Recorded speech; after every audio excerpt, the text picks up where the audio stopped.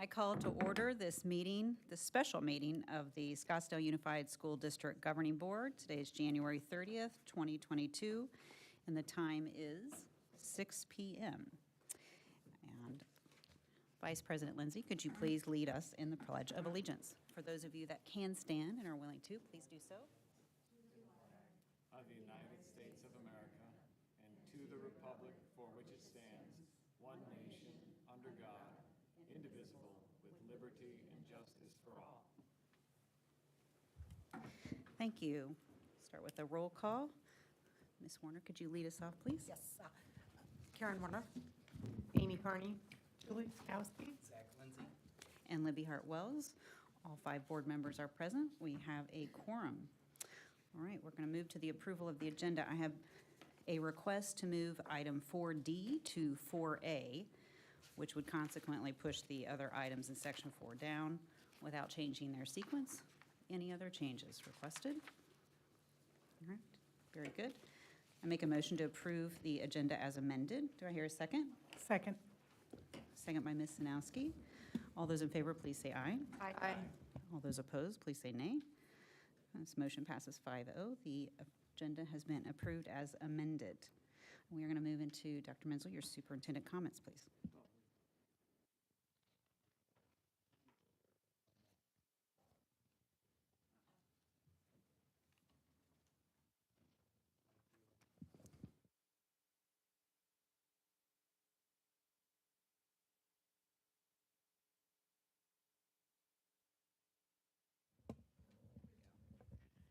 All right.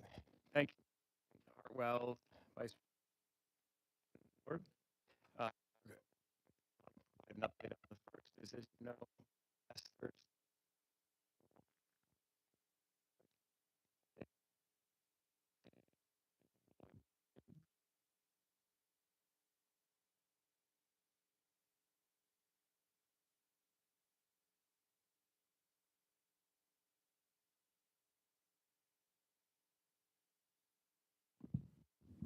and we provided information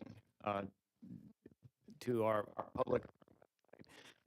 To take a few minutes to thank all of the people who were involved in providing the response, from the teacher in the classroom to the Scottsdale Police Department that partner with us, to our security staff, to the leaders on the campus, to everyone who engaged in helping assess the situation, ensure that students were safe, and those who are participating in our after-action review to ensure that we're continuing to make progress on enhancing security for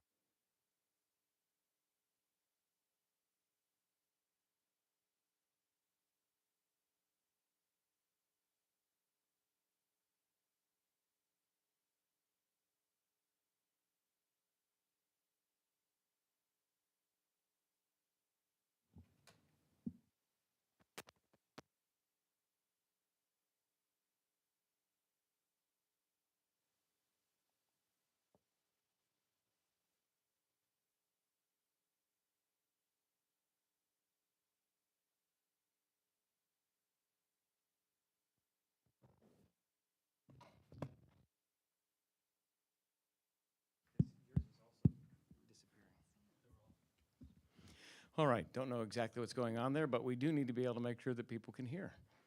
So that was the first thing. Secondly, we're almost in the month of February. So just want to put on people's radar that February is Career and Technical Education Month, and so watch for highlights and celebrations throughout the month with respect to what our students are accomplishing in our career and technical education programs. It's also Black History Month, and our curriculum department, Teaching and Learning, provides resources for staff in celebration of Black History Month. And next week is National School Counseling Week, and we want to express our appreciation for the work of our school counselors. So when you see them next week, thank them for the work they do in supporting our students. The next item is that last night we hosted the East Valley School Boards here in Scottsdale, right in this room.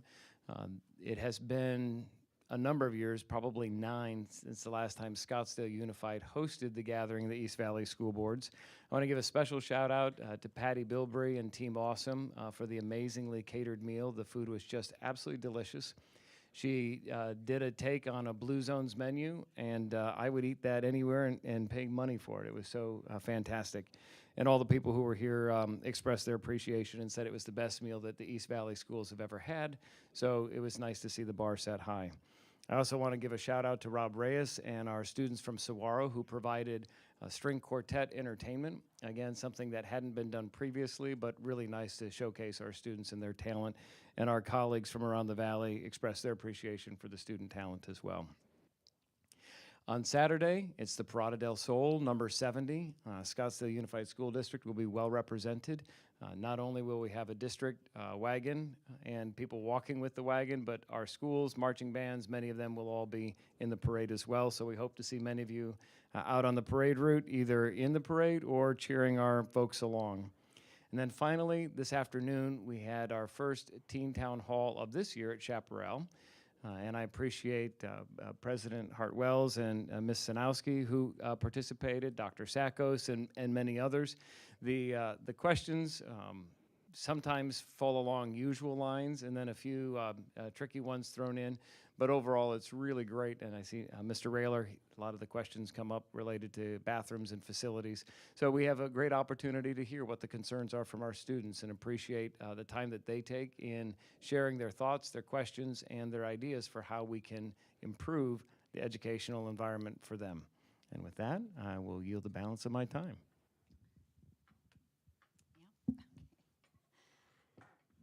Okay, we're going kind of old school here then this evening. So when we're voting, actually, we're going to move right into now new 4A, which was 4D. And I actually asked for this item so that we could have a discussion as a board in public on some of operationally how I plan to implement the board meetings and get your feedback, make sure that we're all aligned operationally. So just starting, under board policy BEDB, we have two types of meetings. But both of those meetings, actually with three, because there's an executive session possibility, right? But in every instance, those board meetings are to advance the district's business in public as opposed to a meeting of the public, right? Those are distinctions with differences. And I think the agendas that are outlined in the board policy reflect that. So questions and concerns that you have on an agenda item that come before us in draft form, I would like you to please follow up with questions well in advance. One thing I'd like to try to avoid are game day changes to the agenda, and for a lot of reasons. As a professional courtesy, and this is not to imply anybody wasn't doing this, but again, just to make sure we're all aligned, to the staff, if you have big data dump type questions, please get those to the staff before Monday, before the meeting. They do still have their other work to do. And I think, to be constructive and to get an authentic and productive response, getting those questions in well in advance, as well as showing up prepared to board meetings. Again, just making sure we're all on the same page here. I would like advance notice, if you could, before we get to the dais for agenda changes. And then I will make them in the motion, and then when we move forward. I don't want it, that kind of stilted back and forth. If we can avoid that, I think that would be best in terms of efficiency, okay? And efficiencies lead to effectiveness. Again, trying to avoid game day changes at all possibility. And also just a reminder that those changes are not a guarantee, right? The board has to vote on the changes. So those changes, of course, must be approved by a majority of the board, of the voting members who are present. Okay, a couple of words about the regular meeting. This is not one of those. Those are the ones where we meet in Coronado High School. You'll notice in the agenda, those are much more formal, right? There are a few unique elements to that particular board meeting, and as a result, they tend to be longer.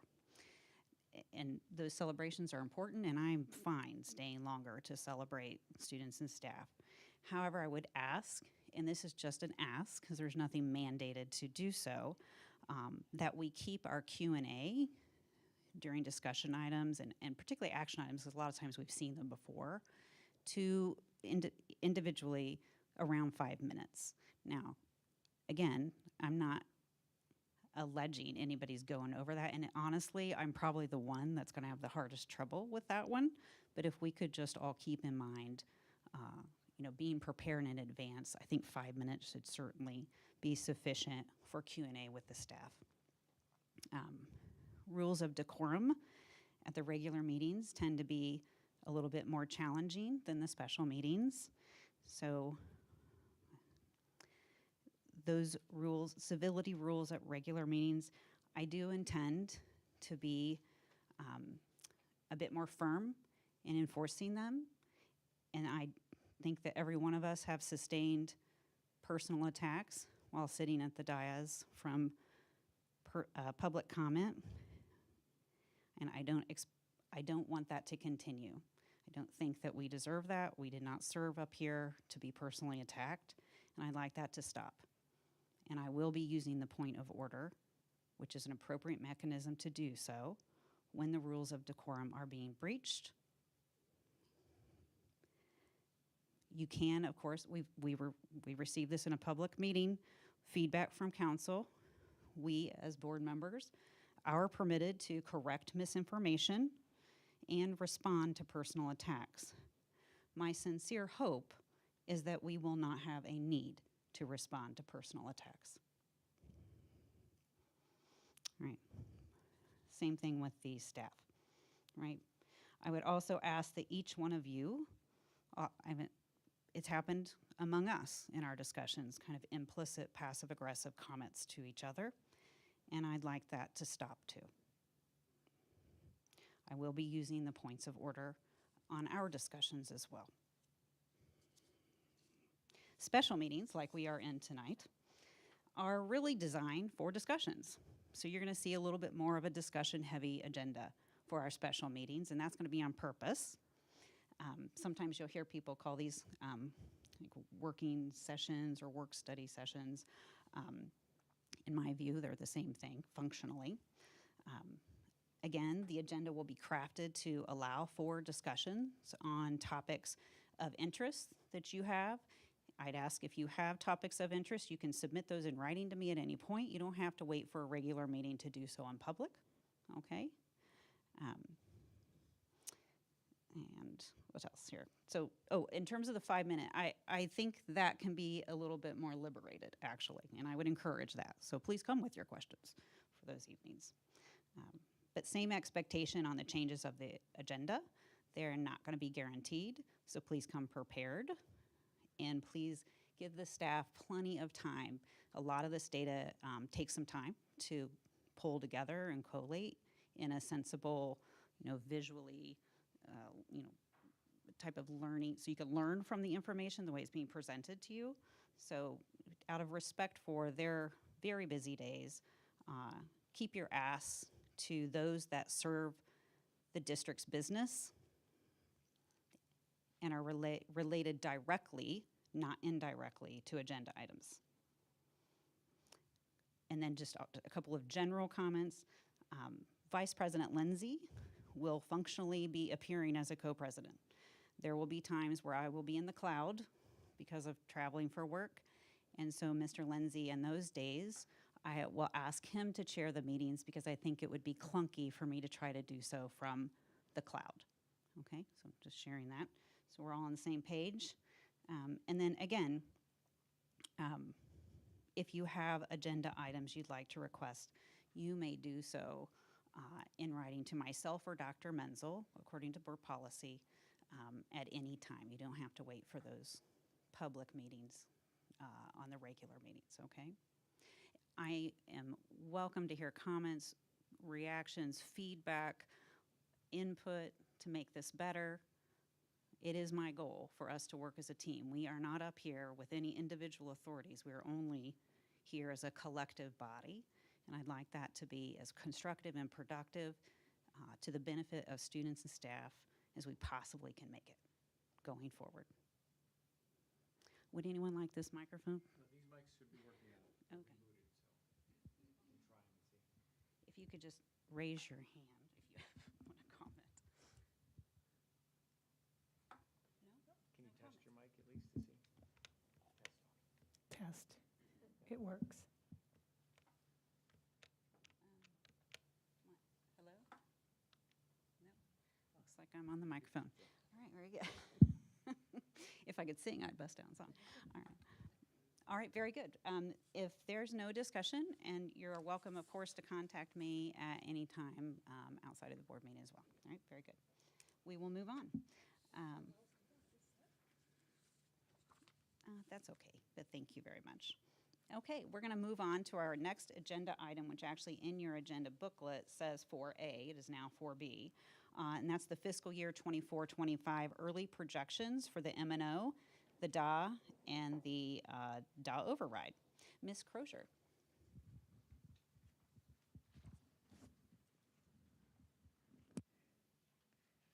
For that to go up. Okay. All right. Board President Hartwells, Vice President Lindsay, members of the board, Dr. Menzel, and guests. Tonight we're taking a look at very early projections for next year for looking at the maintenance and operations, as well as district additional assistance, otherwise known as capital, and the district additional assistance override or capital override. When we take a look at the budget, the assumptions we're making is a reduction in ADM of just over 350. And that's really just based on where have we been historically the past couple of years. We've been taking a lot of looks at where those trends are happening, what we're seeing happening with ADM, and a lot of that has to do with kindergarten and more kids graduating from high school than coming in through kindergarten. So trying to make a hard focus on getting students enrolled in kindergarten for day one. But based off of our previous ADM and the trends we've been seeing, that's a reduction of 350. Because students are weighted, depending on if they're kindergarten, K-8, high school, as well as other Group B weights having to do with special need programs, free and reduced, and gifted programs now, that puts us at a weighted count loss of 425.70. The other thing we look at is we don't know what the state's going to do on the budget yet. We know the state is in a deficit, but statutorily they are required to do a 2% if our inflation is higher than 2%, which it is. So we're basing it off an assumption that the state's going to do a 2% increase to the base level or the amount we get per student. We have the maintenance and operation override at 15%, which was approved by our voters, thankfully, this year. So we really appreciate that continued support and the knowing that we have that for next year and moving on for the next couple of years. So that's a 15% increase to our maintenance and operations. And then this will be the second year of the district additional assistance or capital override. That is at 10%, up to $14.5 million, based on where our RCL is at. We know that that will be, it's capped at $14.5 million, even though 10% would be above that amount. So this just kind of looks at the M&O formula. There's a lot here, but it shows for revision 1, where were we at? Whoops. Revision 1, where were we at? What's our estimate for next year? And you can kind of see that change. So within that, again, the student weight count going down 425, the base level increasing by about $98 per student. What that does assumes our teacher experience index is flat. That could change a little bit. Ironically, the smallest little change can equate to like $100,000.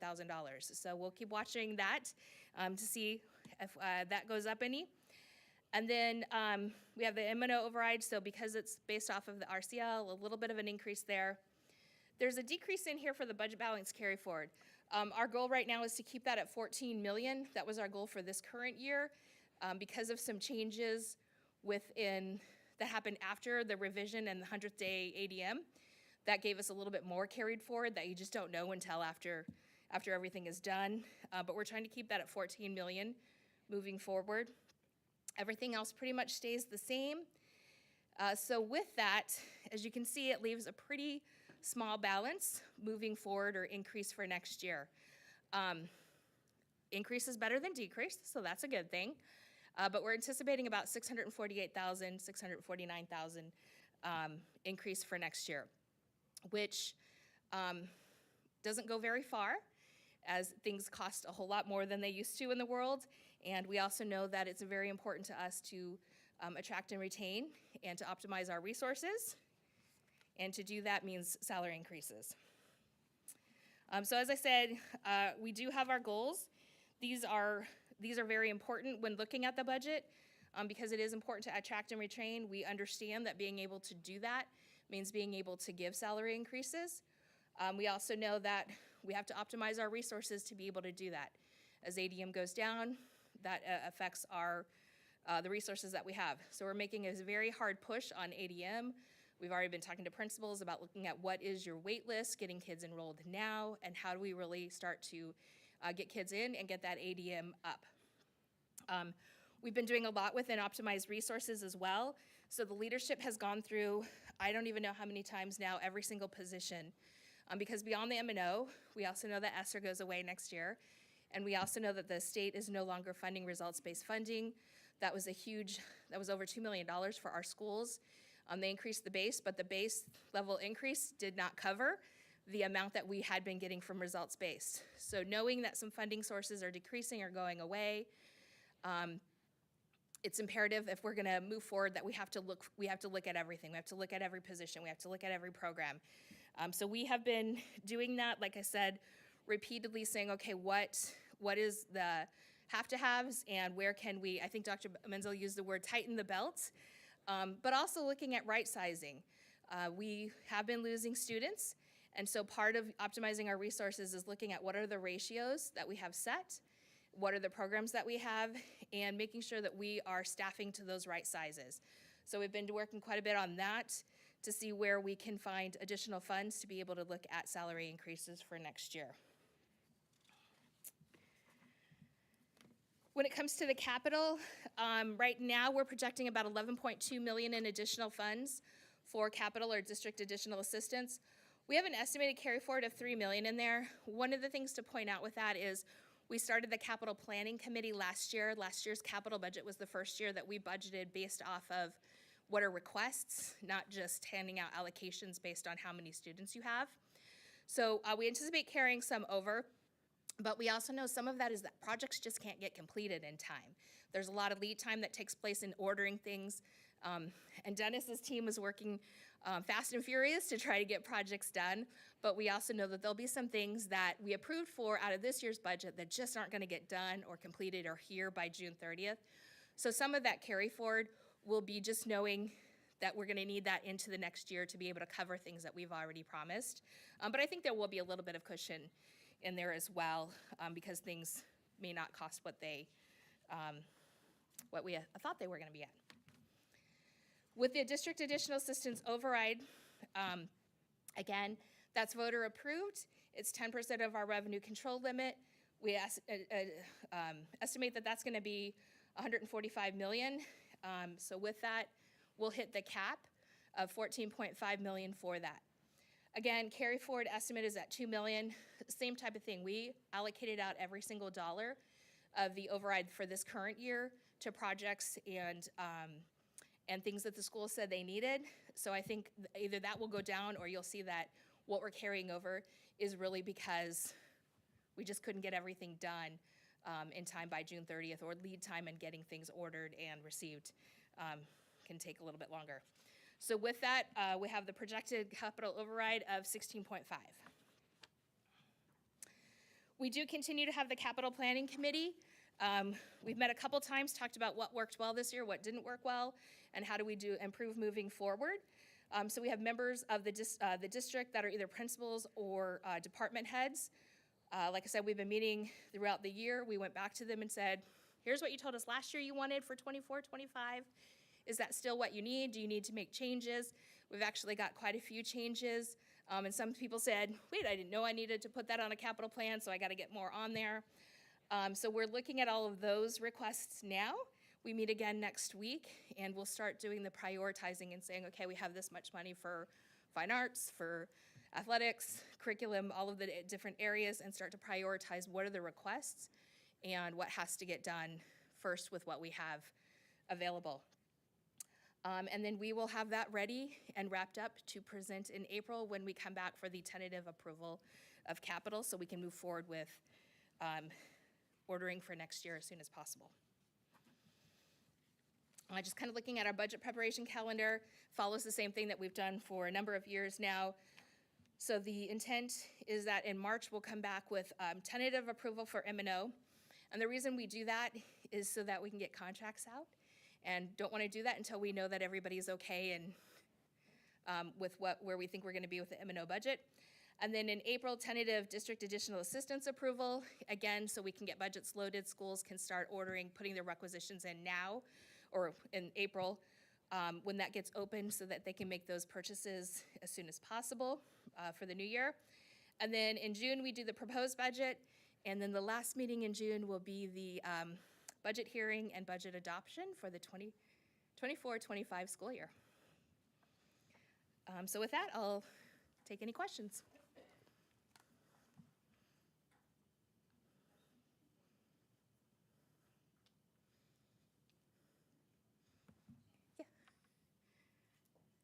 I have one. Could you just remind us the architecture, the state budget architecture you used for the early projections of the overall budget, the M&O? I think you're referring to this slide. Yeah, are these the 2023 state mandated? So Like the state, weights and- yeah, so we know that based off of the amount we're getting for right now per student at the base level, we know that the state will have to do the 2%, so that's what we're basing that inflation level off of. There's still lots that the state has to work out. There's still the aggregate expenditure limit that has to be, I guess doesn't have to be, but needs to be addressed. And then there's other things that they could decide within their budget if they want to fund certain things or not fund certain things moving forward. But the base level should be at that 2% increase for it. I don't think it'll be more. We've been really blessed in the past couple of years where the state has said we have extra money, and so great news, we're going to be able to do more than 2%, or we're going to give one-time monies. Because there's such a deficit in the state budget, I just don't see that they'll be able to do more than what they're required to do with that base level. Does that answer? Yeah, well, I want you just to provide Oh, some okay. context around how you arrived at these estimates. And then could you just add some texture around the Prop 123? So that's in the news a lot right now. And just talk a little bit about what that is, and then how we see the line item here, how that would impact SUSD, depending on What the happens. effect of what actually happens at the legislature. Thank you. Sure. So several years back, the state actually a couple of school districts formed together and decided to sue the state because they weren't funding based on they weren't increasing base level as they were supposed to within the Constitution. And so as a part of that lawsuit, they settled that out, and it went to the voters, and part of that was increasing the guarantee of the 2%, but that also became Prop 123 that was approved by the voters. And what that money really did is it provided a boost for the first, I would say 5 years, and then another boost for the last 5 years. Next year will be the last year within that Prop 123 authorization. And what they're doing is they take a portion of the state trust land monies, and that's what they're using to help put more into educational funding. If they do nothing, then next year we will have the Prop 123 dollars, and then in the 25-26 budget, that would be zero. So as you can see, we get about little over $1.3 million from that. If nothing happens, that would end, and that would be a budget reduction for us. There's a couple of different ideas out there. The governor has an idea. The legislature has a couple of ideas on what they're looking at and how they can address it.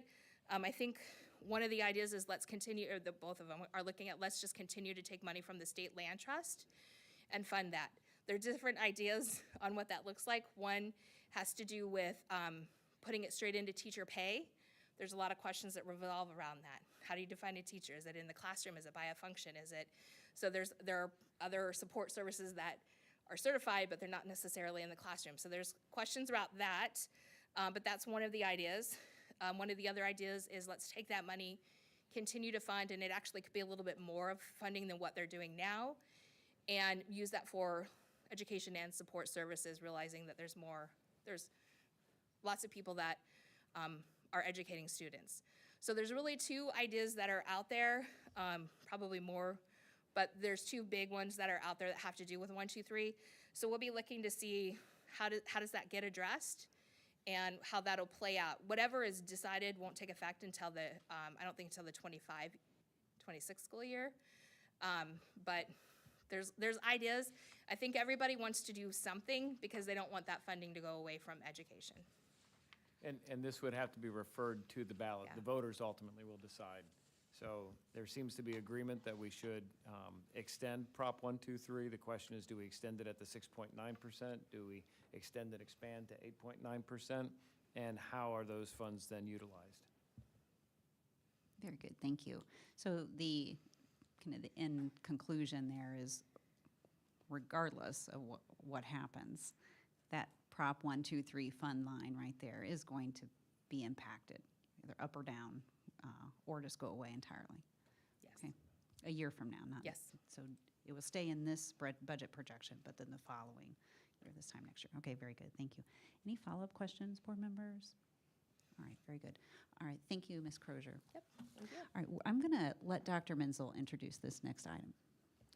So I'd like to invite Alexis and Nick to the podium. We had a question about the grievance process within the organization and how the Human Resource Department conducts investigations. So we've worked together to put together a slideshow that kind of talks about process, the policies that govern the investigation process, how this works with staff and with others, and I'll turn it over to Alexis and to Nick. Good evening, President Hart-Wells, Vice President Lindsay, members of the governing board, Ms. Wagner, and Dr. Menzel. SUSD is replete with hardworking and exceptional professionals, from classified all the way to cabinet. These employees accomplish the mission set by the governing board and ultimately make SUSD a destination school district that resident and non-resident parents choose to send their children. One way to honor the employees that make the institution work is to have clear processes and procedures that support them and solve issues that occur between employees so that everyone can focus on the roles that they excel at. The Assistant Superintendent of Human Resources, Alexis Wilson, to my left, and I are here to discuss the grievance procedure and investigation overview. This overview, as Dr. Menzel stated, was requested by a board member and is a great opportunity for us to support the hardworking folks in the Human Resources Department. A little brief outline. I just presented the reason why we're here, as did Dr. Menzel. I am going to talk a little bit about the liability concerns that the legal department has with regard to processing these at an open meeting and sort of how that affects the procedure. We will define what a grievance is and how the procedure opts to resolve grievances. And we will go over the legal policy and procedural framework in the Scottsdale Unified School District. And Ms. Wilson will get into the specifics of informal and formal procedures, the investigation procedures, and any questions. So the liability concerns. I think there's two ways to look at this. There's employee rights and then there's the open meeting law. Employees have rights that are outlined in statute and in their contracts and also in policy and in case law. Providing employees with a clear grievance procedure enables them to be heard and to solve problems without the requirement or the need to threaten a lawsuit or to cause the additional heartache to the employee and the community when those grievances are aired in public. The grievance procedure also keeps the issues between the employee and either Human Resources without, like I said, going to the public meeting. The open meeting law, in my view, provides boards with an opportunity to, an option to discuss employee matters in executive session. Well, we know that, but I think it kind of fits in with that ability to protect the employee's right. Employees do have the right to get notice of that if they're going to be discussed in executive session, and they may request that the meeting occur at a public meeting. The board must give proper notice and agendize the employee's issue before they will discuss them in executive session. And I'm going to turn it over to Ms. Wilson to talk about some concerns. Thank you, Mr. Buzon. So as Mr. Buzan was sharing, you know, I always talk about communication and reiterate this frequently with administrators, that any kind of communication that you're having is always best to have it at the lowest level and to try to nip small things early so that they don't become greater things. The same is true with principals and assistant principals when they're working with students. So there's a lot of similarities between, you know, teaching students how to engage with each other, how to handle conflict with each other, and the same is true for employees in our system.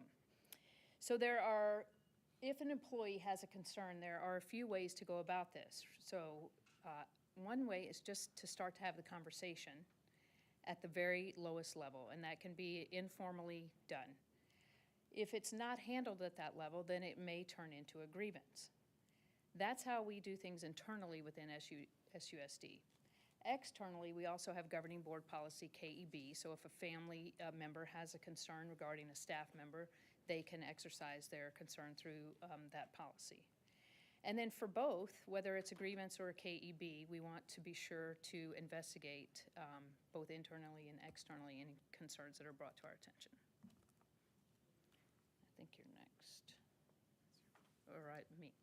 So in our employee agreements, a grievance is defined as it's written out here. So it's really a claim based upon either a belief that there's been a misinterpretation, a violation, or a misapplication of a governing board policy. So we want to make it clear that grievances have a little bit more than just a concern. So if I have a concern with somebody, if Mr. Buzan had said something that offended me in some way, I might say, you know, I just want to let you know when you said this, it really bothered me, and please don't do that again. That's a very simple, low-level form of communication, and that can resolve things. But a grievance takes it to the next level and really is looking at what policy may have been violated or misinterpreted.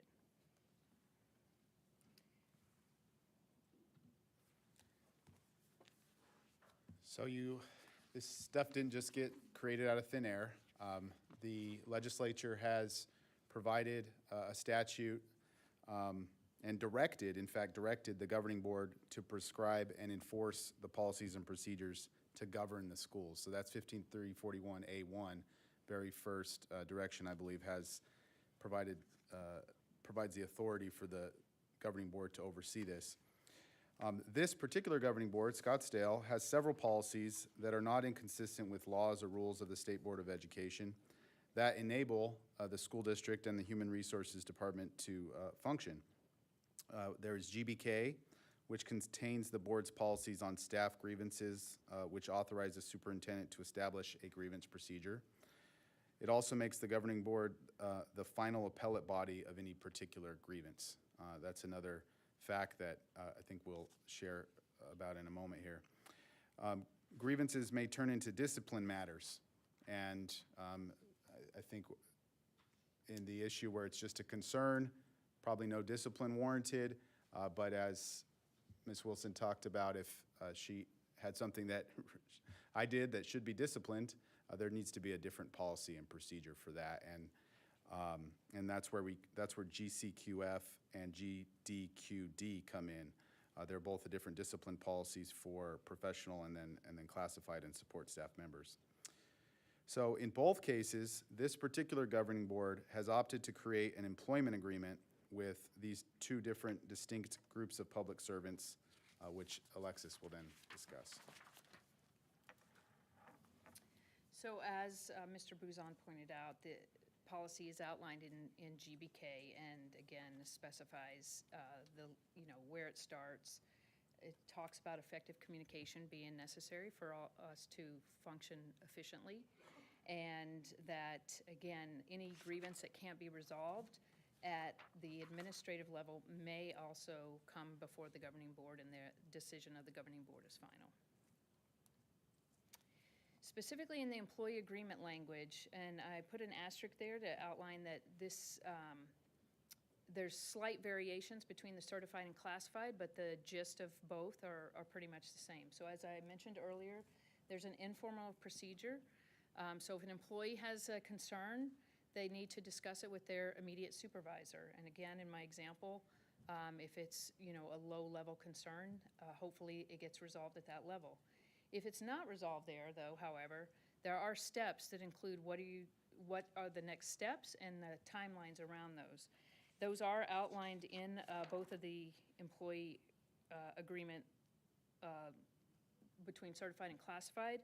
But again, the first one must be notified in writing within 10 days of the alleged grievance to have occurred. And then, again, there should be a response within 5 days of that. And then it continues as it goes up the administrative level with the, again, variation between classified and certified as to the days to respond. And lastly, it can go to the superintendent or a designee, and they have to respond within 10 days of the receipt of that appeal. And at any part of that, there can be, I think specifically outlined in certified, let's hypothetically say something were to happen and someone couldn't get back within the allocated 5 days. If someone were out ill, if there's mutual agreement to extend it, then that can occur.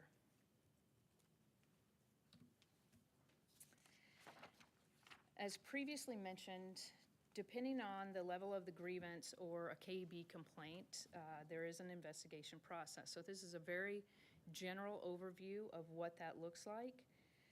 And the general guidelines, and I shared this with all administrators, is that you have to be fair and impartial. It's really critical to make sure you are unbiased. And I've had people that feel like they can't be in some of those situations. And at that time, then someone from Human Resources or another administrator may step in. You need to make sure that you're avoiding any conclusions until the investigative process is complete. We don't want to confuse facts with feelings. We want to make sure that we're always treating our employees with respect, even when it can be something really egregious. We want to make sure that things are confidential. Frequently in meetings that I may have with employees, I will direct them at the end to say, this is a confidential investigation. You're not to discuss this. They can discuss it with their representative, but they should not discuss it with anyone outside of that. And then always, try to keep the complainants informed about what the next steps may be in the process. You want to make sure that you have the facts. What do I know and what do I need to know? I have to look at laws and relevant policies that may apply depending on what the infraction may be.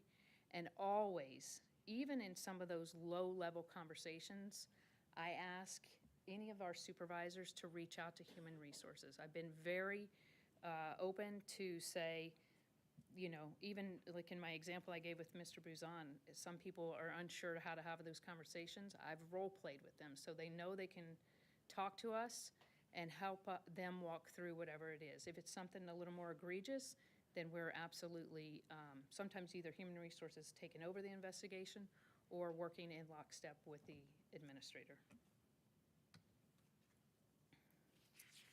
Anytime we're doing an investigation, we want to make sure student safety is first and foremost. Other infractions might have a different level of urgency. So we might be in the middle of one investigation, but if there was a very serious allegation of something that involves student safety, we would push that to the front of our investigations if need be. Some of the other things that we have to keep in mind is if there is a very serious allegation, something of a criminal nature, do we need to report this to law enforcement? Does a report to the Department of Child Safety? We're all mandatory reporters. Might this need to be reported to the Arizona State Board of Education? Do we need to reassign the employee to home while we conduct the investigation? Then we're going to conduct the investigation, gather facts, speak to witnesses, speak to the employee, give them an opportunity to respond to questions that we may have. And then once the investigation is concluded, we're going to determine what, if any, corrective action may need to be warranted or may be warranted. Sometimes that is, again, similar to the student code of conduct. It can be informal again, for less egregious things. If it's your first time and it's a lower level infraction, then it can be a conversation followed up saying, hey, appreciate you meeting with me. I want to remind you that you need to be here on time, and that's that. If it's continual and it's a repeated infraction or additional things, it can move up through the progressive discipline. So we always want to try to correct things at the lowest possible level when possible. Sometimes there are other things that happen that warrant a much more serious formal discipline, or including an up to a recommendation for termination.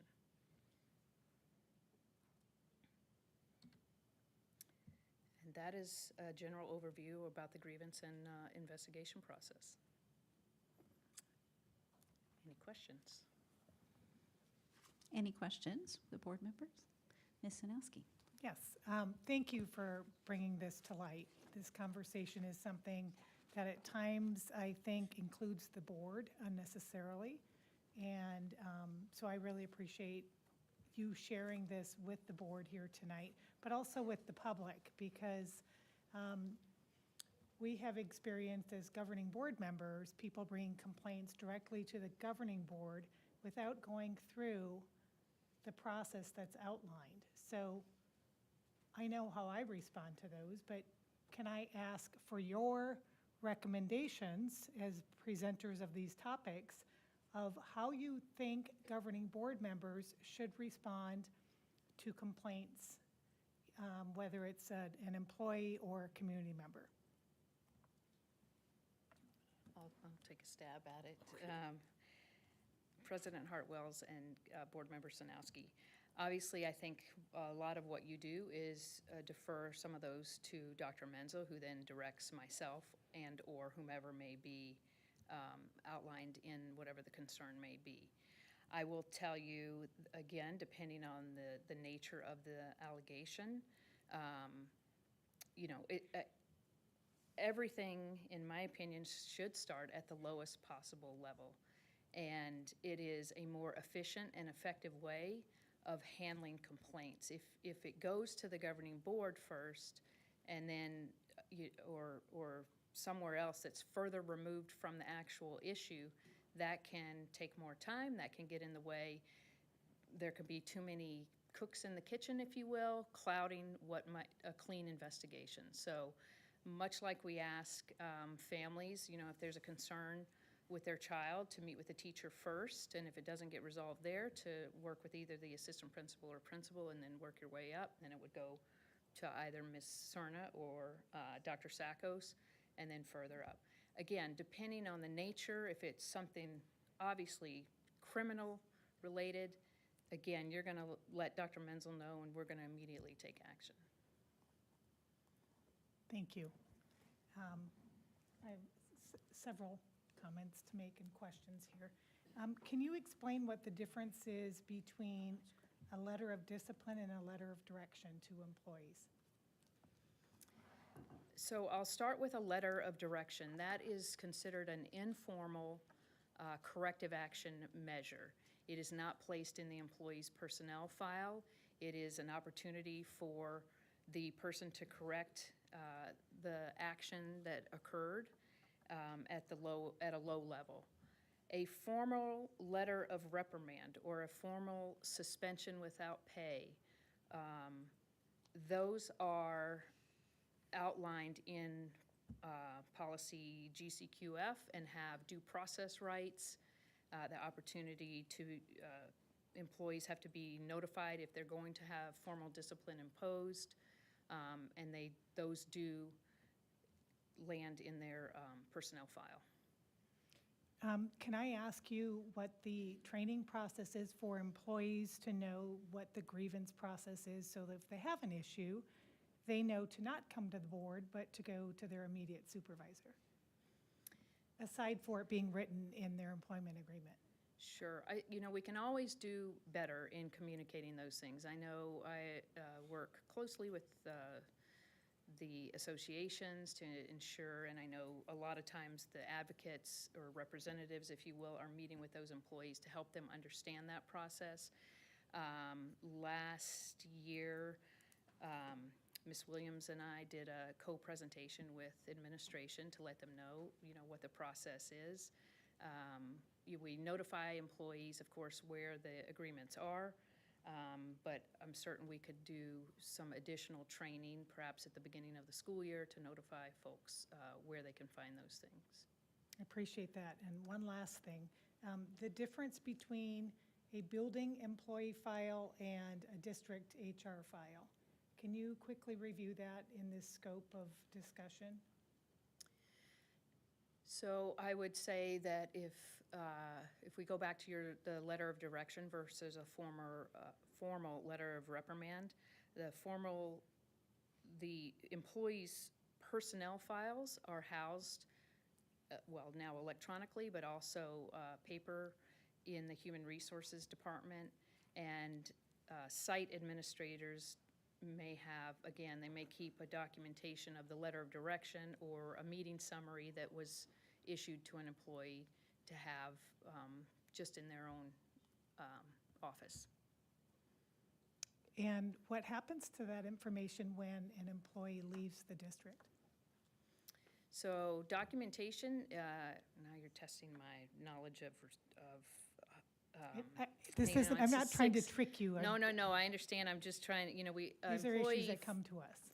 personnel folders are kept on record, I think it's 6 years, 7 years. If an employee terminates their employment with us, the informal stuff, I believe, should be dismissed or discarded, if you will.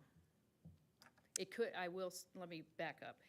If, let's say hypothetically, an employee had a letter of direction and then they, at some point, received a formal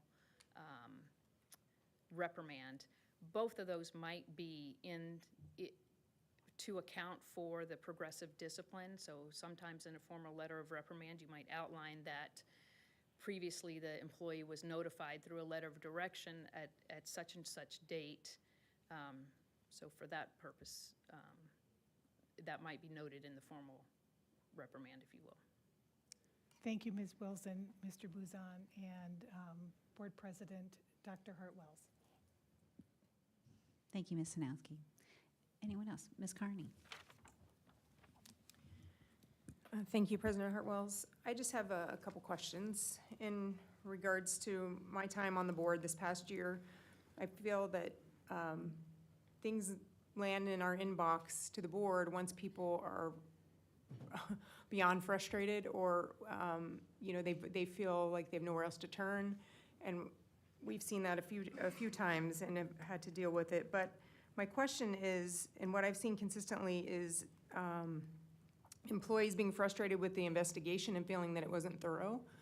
And I'm wondering, how do you decide on witnesses? And that's one thing I've consistently heard, is that the witnesses aren't being asked or included, and I've seen frustration with that. So how do you decide who you're going to interview as a witness? And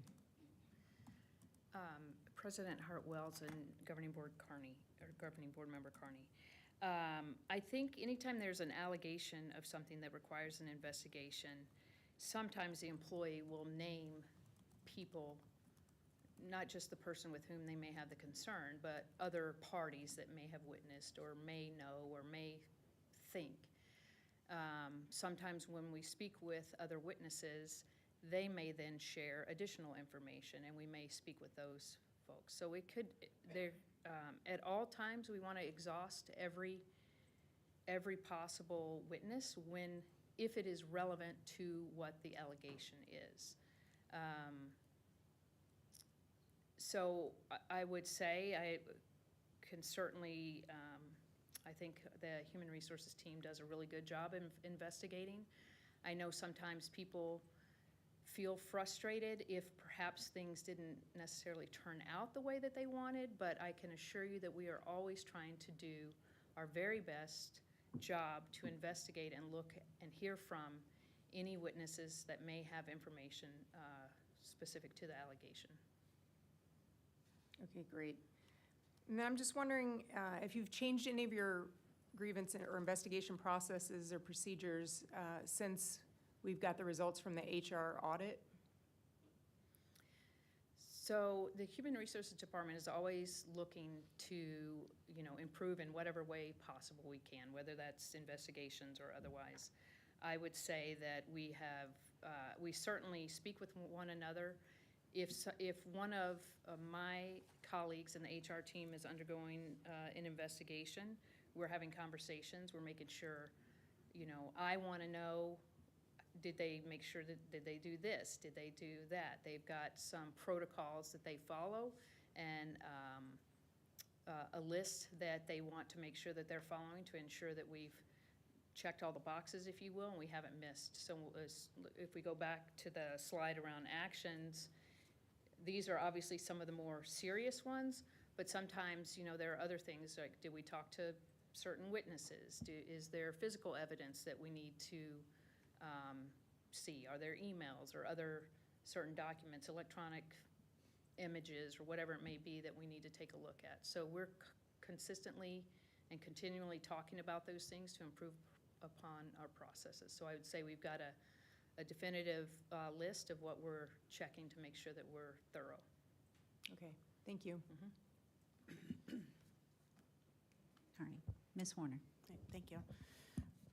So I have a little bit of a request. So when you're going, we've had our fair share of grievances, complaints, and concerns that have come before the board, have not come before the board in the last year. And what I'd like to see, and I know we're not voting on anything, there's action items today, it was just a request for consideration for our staff, is that when they're going through the grievance process, that when it gets to the level of it will go to the superintendent, that the superintendent would actually handle it as opposed to a designee, for a couple of reasons. I think that there is a disconnect between the grievance and the superintendent, and I think that it will also help to have the employee feel heard and create a better culture, and especially after there's been a grievance. So that's my comment for tonight.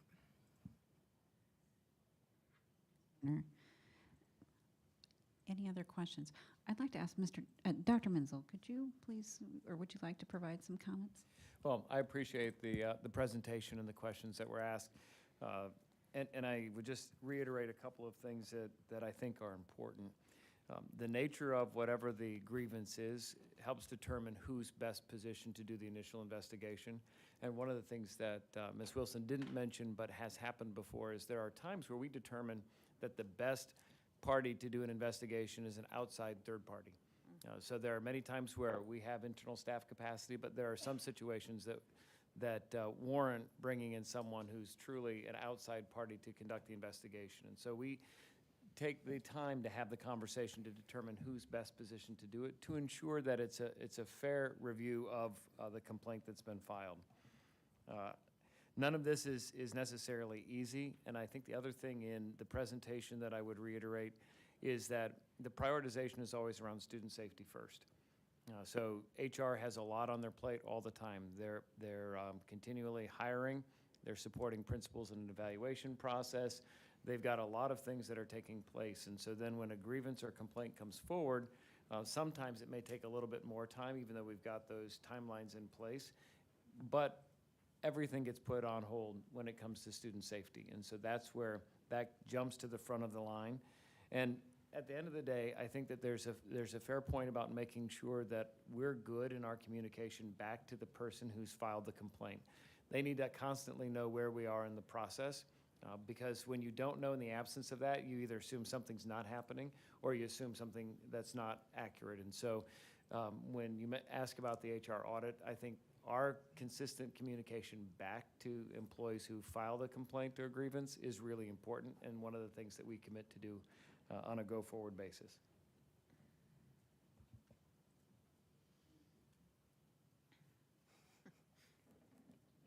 Let's stick there. All right, thank you, Dr. Menzel. If there's no other questions. I've got one more. Oh, yes. Ms. Warner, please. Yes, go ahead. Thank you. I just wanted to redirect. My comment had nothing to do with an investigation or the process, but there's a step in the process that they end up in front of an assistant superintendent or superintendent, and you have a designee, typically as Ms. Benson, and they end up in front of Ms. Benson. So I'd just like you to consider taking that on and really getting into the and having these relationships with our staff that have grievances so that you're fully aware of what's going on as opposed to having to go through Ms. Benson. Thank you. Thank you, Ms. Warner. If there are no other questions or comments, thank you very much, Ms. Wilson. Mr. Buzin, very important topic. Thank you. All right, we are going to move on to, on your agenda, item 4C, but was amended to 4D, and that is the district athletics overview. I believe Mr. Slater is going to take us through this presentation. While President he's Doc- coming up to the microphone, I just want to say, because that should have been in my superintendent report, but well done on the middle school festival this past weekend. It was a joy to see all of our student athletes out on the fields and in the gyms for basketball, flag football, and cross country. Cross country, yeah, about 700 kids, so thank you, Dr. Menzel. President Dr. Hartwells, Vice President Lindsay, members of the board, Dr. Menzel, Ms. Wagner, thank you for giving us an opportunity to share an overview of athletics with you all, to highlight the excellence that is SUSD athletics, as well as share some opportunities for growth and some challenges that we face. Before we begin, I do want to thank each and every one of you as the board. As you see as we go forward, there's a lot of things that you have done in the past 13 months that have directly, positively impacted our operations. And then also for all of your support and attendance at our banquets, at the festival, at the 6A state championship game, and board member Lindsay, who has attended many, many hundreds of events. We want to thank you for all. 400, is it 400? That's incredible. Also, Dr. Menzel, you've been extremely supportive of athletics, as is Dr. Benson. I apologize. Did I just say Mr.? I meant Doctor. And the best supervisor any person could have, and that's Dr. Sackos. Thank you, Melissa, for everything. We really appreciate it. So the heavy lifters of what we do on a day-to-day basis, running literally thousands of events, a lot of them are here in the room, and I'd like to ask them to stand up as our athletic directors at our sites, which is Steve Sheeran at Arcadia, Jack Bagley at Chaparral, Robert V at Coronado, Stephen Cervantes at Desert Mountain, Matt Harris at Saguaro, Nick Already from Cheyenne. Rachel Barber at Cocopah is due any day, so she was unable to attend. Zach Lenonen from Desert Canyon, Donna Jones from Echo Canyon, Jenna Crawl from Ingleside, Mark Pfeiffer from Mojave, and TJ Buckley from Mountainside, and Joy Funk from Talia. So none of this is possible without all of you, so thank you so very much for everything that you do. These are the folks that help us accomplish our vision and mission, which is, have you seen throughout our district, our banners of fostering a culture of sportsmanship, respect, and character. Culture is what you allow to occur, and we talk about it all the time, that if you see something that's unsportsmanlike, disrespectful, or in poor character, that's when we as adults need to act, and that's when we can shape and form our culture. We stub our toe a lot. We have lane violations, and we have personal fouls. It's just the nature of the operation that we have, and it's a big operation. So when we make mistakes, and we do, we make sure we try to correct them. Ultimately, we want to provide a fun, safe, respectful, competitive, and equitable atmosphere for extracurricular activities, and be leaders in the state of Arizona by promoting positive educational athletics. These are student athletes, not athlete students. And so we want to continue to make sure we're promoting academics, as well as follow all of our state, federal laws, SUSD policy, and then at the high schools, we have our AI bylaws that we need to attend to. Our SUSD athletics team is myself and Barb Collins, which I would ask that Barb, if you would please stand up. Barb is a 0.6 10-month employee. She has 40 years. She has 40 years experience in SUSD, and I don't consider her my assistant, I consider her my partner, and none of this is possible, Barb, without you behind the scenes. She's amazing, so thank you, Barb. We do have our 14 site athletic directors, our 9 middle school athletic directors, who are all teachers during the day, all day, and then after school, they take on their athletic director duties. And at our 5 high schools, we have AD, APs, which they're athletic directors and assistant principals, so they do athletics, and as well as other activities such as evaluations, everybody's favorite discipline, that kind of stuff. So they have other duties other than athletics. So we wouldn't be able to accomplish what we do without our classified folks, which is our admin assistants, our equipment managers, our bookstore operators, and ultimately our grounds, keep taking care of our fields. And we have over 400 paid coaches. We just had a coaches meeting today with some coaches, and as you've heard me say at the banquets, every time we have a banquet, they are the rubber that meets the road, and they are the ones that impact our kids on a day-to-day basis, and they're the heroes of what we do. And so without our paid coaches and our volunteers, we certainly would be hopeless. We have thousands of athletes in 22-23. We had over 7,000 register My Athlete between the high schools and middle schools, so that is a huge endeavor of student athletes. And we're very proud of the fact that while athletics may not be the primary focus of any one department other than ourselves, we coordinate with Dennis in Building Service, and Greg in Grounds, and Everett in Maintenance, and Alexis in HR, and Shannon in Finance, and Payroll, and Purchasing, and Nick in Legal, with Christine in Community Education, and also Christine in Communication. So while we may not be the primary entity within each of these departments, we do insert ourselves into them, and we have to partner with them fairly regularly. And it almost hits almost every department. We have multiple areas of pride. That last year, if you recall, you all voted to give 7% to the supplemental salary schedule, which impacts not just athletics, but fine arts and other areas, and then tied those future increases to the certified salary increases, which is enormous, because I'm sure you remember the data that we were falling far behind. And that's something that we've been requesting for some time, that if the teachers get 2%, then the supplementals get 2%. And that was enormous. And we also have had success in this endeavor over the past 6 years, getting 29% to the base, but from 2009 to 2017, we had 0. So thank you. We've reinstated the $5,000 high school AD stipend. Those high school ADs do the lion's share of the nights, and so that was reinstated. Increased the stipends for swim and dive and pom coaches who were placed probably inaccurately, so we were able to move them up. And the reinstatement, these cannot be understated. The reinstatement of the high school stipends for football, track, pom, and cheer wrestling that were previously paid for out of tax credit. What you'll hear is how we fund athletics. And in order to not have to generate more revenue, we had to come up with strategic plans in order to cut costs from the sites, which one of them was you all voted to reinstate those stipends so that the sites didn't have to pay for those out of tax credit, which directly impacted their budgets because those costs went to M&O. We also, you all voted on an RFP that went out last year that increased our trainers from 5 to 7, which increased our safety of our student athletes, so it went from 5 to 7. And during that RFP process, we were able to decrease the cost of those trainers by about $150,000.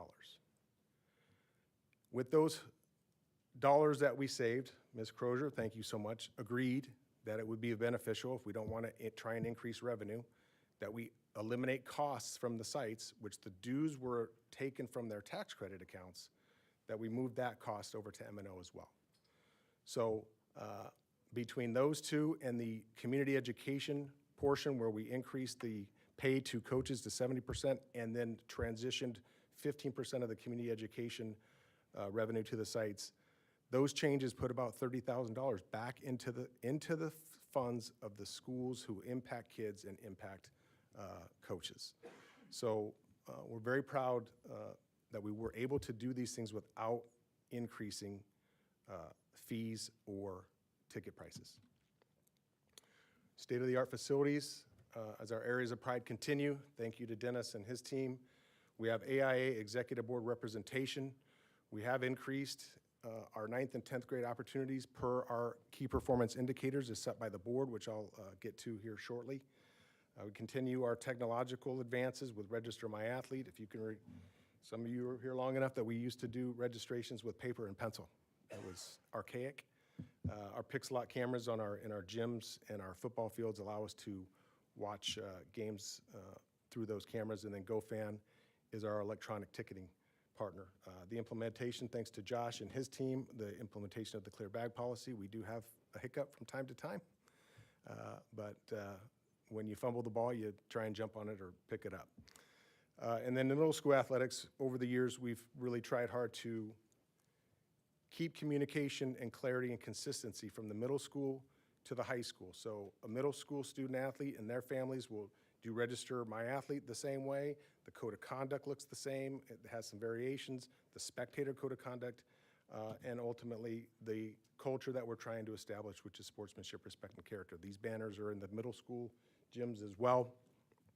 And so we have put a concerted effort over the years to make middle school athletics as close to high school athletics as possible, with some variations that you'll see shortly as well. Ultimately, the people that we are here to serve are the kids. And as we know, it's because kids, hashtag because kids. And we do have amazing student athletes. There's an old saying in athletics, it's not the X's and the O's, it's the Jimmys and the Joes. And that's why we're so successful. And we have tremendous parental and community support. We've won hundreds of state titles over the years. We've won thousands of region championships and sectional championships over the years. We have individual sport champions annually, pretty much. Millions of dollars in scholarship money have been awarded to our student athletes. And of course, we teach immeasurable lifelong lessons to young adults. And I've seen a few former kids that I've coached, not kids anymore, and some of their kids are at our schools. They're adults, and the relationships that I continue to have with those kids that are now adults, years and years after I coach them, are relationships that are far more valuable than money. And we have produced several professional athletes over the year. I believe Sunday you may have seen Mark Andrews play tight end for the Baltimore Ravens, Desert Mountain grad. We have multiple partnerships. The foundation is responsible for helping us pay for our banquets. They provide us with $8,500 to host our 3 banquets, 1 per season for the high schools. The Charles Foundation gives us 6 $500 scholarships for 1 male and 1 female at each of our banquets for a total of $3,000. Honor Health is our newest partner, which we just talked about the RP and the savings that we've got with the increase from 5 to 7 trainers. So they're a big partner with our team doctors as well as our trainers. Our lead trainer is here as well, Nikki Edwards. I want to thank you, Nikki, and Ann from our Acadia for being here, in case there's questions regarding Honor Health. Nikki's been the lead trainer for 15 years, I think. Arizona Sports Med, Pro Performance Plus, and Rehab, they're part of our training team. The City of Parks and Rec, we swim in their pools and we use their beach volleyball courts, and they use our gyms, so we partner with them quite frequently. The AIA, of course, RMA GoFam, the NFHS. And the athletic workers, I can't overstate this, is we have hundreds and hundreds of events that require people to work for us and with us. Clock operators, ticket takers, announcers, security. And these athletic workers are a huge part of what we do from day to day. Our boosters, of course, provide us with opportunities that we may not have without them. And then gives me a little PTSD, Michelle, that you and I got pretty tight during COVID, trying to get us on the same page. And so SUSD, Fine Arts, Michelle and I work really closely together.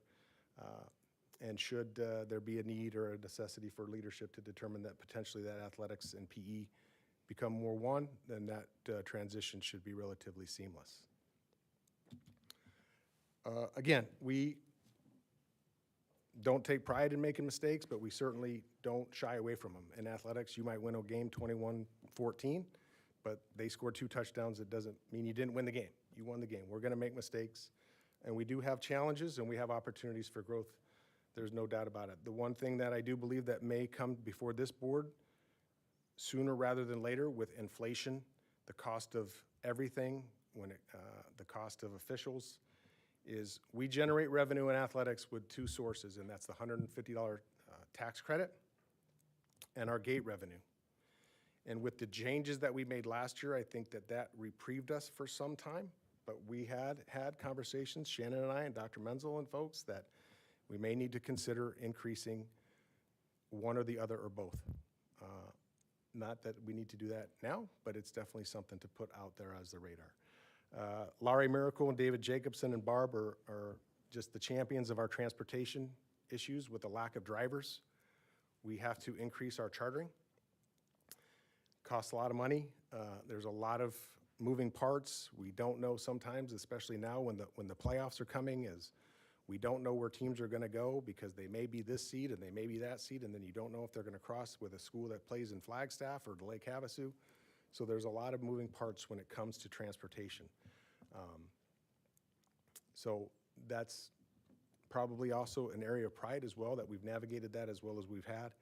But that's also, thank you, David, for all your help. And of course, Laurie and Barbara are the keys to that. We don't go on very many field trips each year, but we have the overnight trips. We have tried to make sure that we streamline to ensure that we're following all of our field trip procedures, working our dollars through the bookstores. And then the gifting of items this has been a struggle for a long time. I think we've gotten a lot better, but from time to time, things will show up on our campuses that have not been appropriately gifted. We have very generous community members, not necessarily something that's done nefariously, and it is hard to say no. We work with our equipment managers to not accept anything that doesn't have a purchase order or a gift letter. But again, that's something that does fall through the cracks. I think Dennis can attest, and Greg, that the digging of holes has gotten a lot less, but there's times that there's been fences put up and we didn't know about it. But so we've gotten better, but we certainly have a ways to go.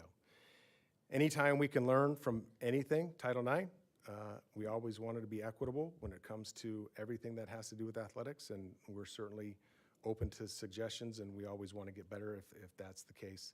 Facility utilization, Dennis can talk more about this. People want to use our facilities, and so wear and tear on them does happen, and then of course you need dollars to maintain them, keep them in high class.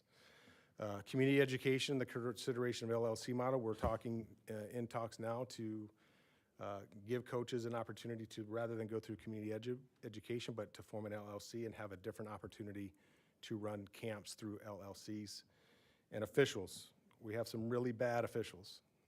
Just joking. We have some really good officials, but we have our challenges. The officials issue isn't necessarily the quality of them, is the quantity of them. We literally just rebuilt next year's middle school schedules for Q2 because the officials department can't handle playing at 8 sites on the same day. So we've had to shift that schedule. The high schools are the same way. The AI are having challenges getting officials. They'll have 4A blackout days. A 4A team can't play on this day, and a 5A team can't play on this day, and a 6A team can't play on that because they can't staff the officials. We play a lot of Thursday night football games for varsity because of this exact issue. So officials is definitely a challenge, as well as sportsmanship. So sportsmanship directly impacts the officials. I don't know who wants to be yelled at for $65 for a basketball game, but it happens, and so we need them. There has been a significant rise in ejections, not just in SUSD, but statewide. And if I'm not mistaken, they're in New York, don't quote me, but I believe it's New York, that a Little League in New York, if you're ejected from a Little League game in New York, you have to referee or umpire 3 games before you can go back and see your kid play. So it's not unique to SUSD. It's just where we are, unfortunately. So we have 5 comprehensive high schools. As you know, we have 3 seasons: fall, winter, spring. We have our banquet after each one. Coming soon in the fall season next year, we're rolling and trying to have girls flag football. Right now, we are working diligently to have a truncated spring girls flag football season where the SUSD schools will play each other and partner with Peoria and Paradise Valley to have like a Saturday, not festival, but like a jamboree where we'll cross over our teams with theirs. So we're working to try to get that accomplished for this April. But ultimately, that truncated season is with the intention of having girls flag football in the fall. Best kept secret in Scottsdale, I believe, of the middle school sports is we have a robust middle school sports offering. If you've been to our festivals, you'll see they're massive. We have 9 middle schools that have a Tier 1. Tier 1 is anybody who wants to participate can participate.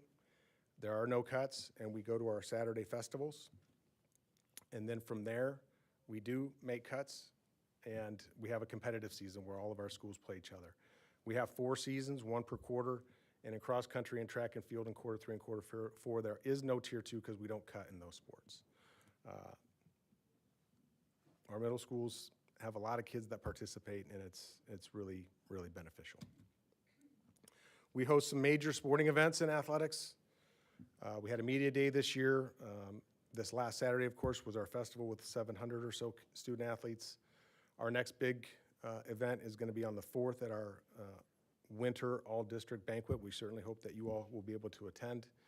And then another one that's really fun that most folks don't know about is on the 4th of April, we do a Charles baseball softball clinic where about 300 kids from all of the schools, not just the middle and high schools, go to Scottsdale Stadium and partner with the Charles, and they give us a hot dog lunch, and then we run through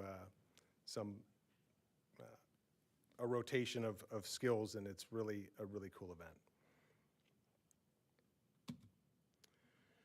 The key performance indicators that have been set by the board, obviously we're keeping our eyes on those, and the first one is to increase participation by 4%. We've been tracking this data for some years now through RMA.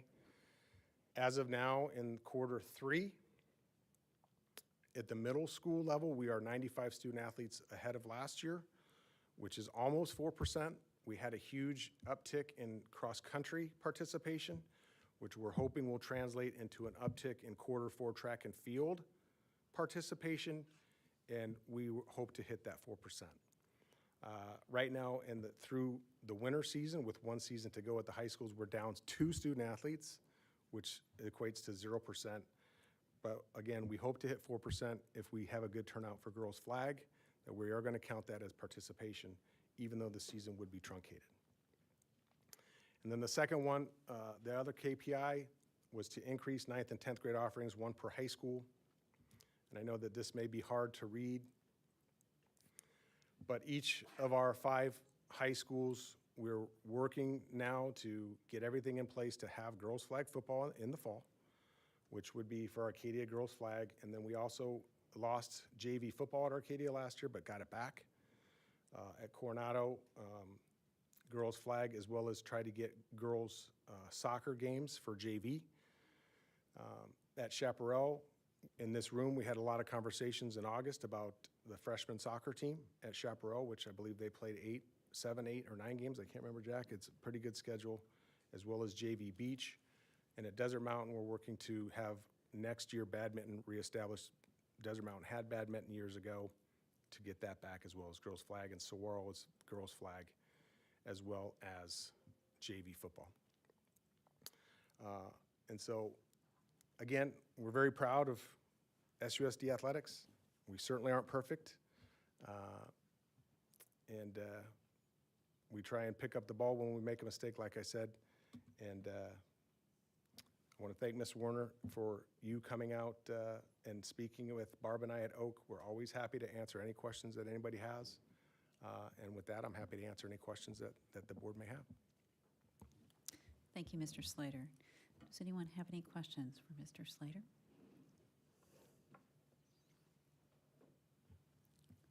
Ms. Warner? No, Ms. Carney. Go ahead. My apologies. I'll go after. Okay, thank Go you, ahead, President Amy. Harwells. Okay, thank you, Mr. Slater, for that presentation. Yeah, athletics are one of the main reasons so many of our families come to our schools, so we appreciate all that you do. I just want to talk about the clear bag policy, because you and I were talking about it at the middle school. I'm just asking for my water. Oh, okay. I was like, who's this? Sorry, The I'm clear not bag asking for a drink. guest. I'm just. Yes, but please And- continue. And as we discussed, I think this is an area of improvement, is because I was watching myself, the frustration of parents coming and not understanding the policy and not knowing. So I think there's a real inconsistency across campuses on when someone needs to use the bag and when they don't. So I don't know, I would like to see it implemented everywhere. Right, fine everywhere. arts, everything. Like we So talked that about. everyone understands it becomes a habit, right? If we're going to do it, we need to do it, because there's no reason for parents or community members to feel frustration over something they didn't know about or understand. Or at least if it's going to happen, I think an email should go out reminding people or saying something. So that's just my 2 cents in public. Board Member Carney, I thank you for the conversation Saturday. I appreciate you being there. Take full responsibility for any miscommunication that occurred. It was not to make excuses. It's a high school, and we're doing the middle school festival there, so there was, as we talked about, we had 7 football fields, 2 were on the main field, 5 weren't. Again, I don't disagree. I need to work with Josh to make sure that we're doing that more effectively, and I'm speaking just for athletics. And I appreciate the conversation Saturday, and I don't disagree. Yep, thank you. Thank you, Ms. Carney. Ms. Warner? Thank you. So a lot of families come to public school for athletics, and I think that SUSD has done a phenomenal job with athletics, and my family has personally benefited.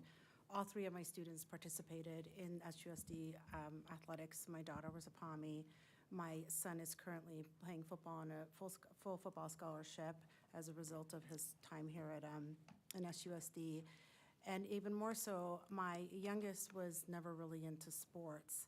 However, he got the opportunity to work with Nikki May back there. Nikki May Edwards. And it was just really an incredible opportunity for him to develop interest, and which ultimately led to him going into biomed in college. And so it's interesting how our students can find something in our schools that sparks an interest, that develops and develops and develops. And now, he's going into a career that was sparked out of something that happened with Miss Nikki May. And I also wanted to give a shout out to, and a thank you to Matt Harris and Principal Miss A for doing such a great job over there. And I know all of our schools doing a great job. Just I'm a little partial to them just because I had that. And so thank you for that. Thank you. Oh, wait, I have one more thing. I do, actually, when we start our budget talks for the athletic staff and some of the fine arts, I do want to have a conversation around allowing tax credit for coaches. That's something that we have not been doing, and it is allowed by statute. So I'd like that to be part of the conversation when you guys start. Absolutely. Thank you. Thank you, Ms. Warner. Ms. Sanowski? Thank you, Board President Dr. Hartwells. I really appreciate the acknowledgement of these challenges and the opportunities. I would like to make note that as governing board members, we have been on the receiving end of some very positive emails from parents and coaches of other communities who have been guests in our district or our teams have played in their facilities and sharing, taking the time to share with us the great experiences of sportsmanship and leadership that our coaches and athletic directors and our athletes have displayed. So nice job to those of you who are on the receiving end of that kind of stuff. That's great. Can you do me a favor, Mr. Slater, and explain how the influx of girls' flag football was driven? I understand AIA offers it, but can you explain like how students were involved in that decision or coaches? So we're in the infant stage of that right now. I literally have been working with our 5 high school folks. So they are now having meetings trying to identify coaches to do the truncated season in spring. Desert Mountain had a meeting today.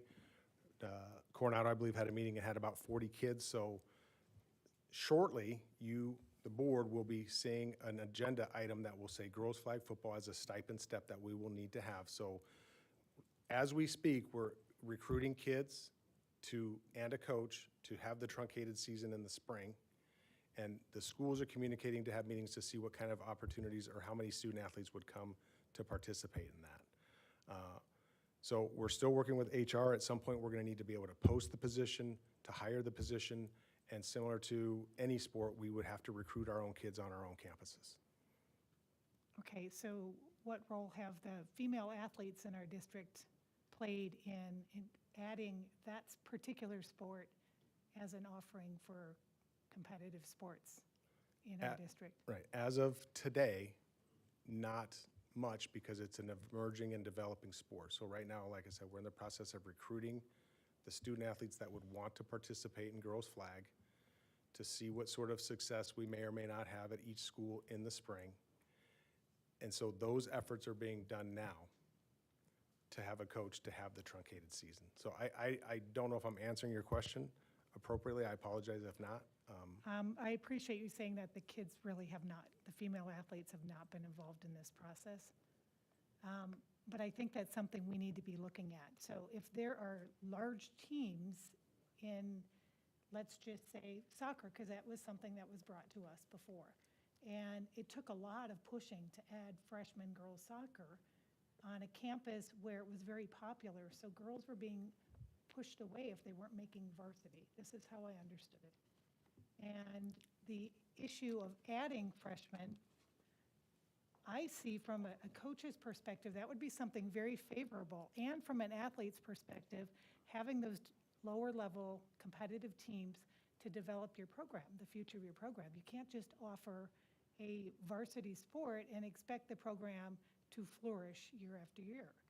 And that's why I think the coaches play a huge role in deciding, hearing the interest, because a lot of our coaches are involved in developmental leagues as well, and club leagues and all that. So I think that is a great opportunity for us to improve that process of what we're choosing to invest in.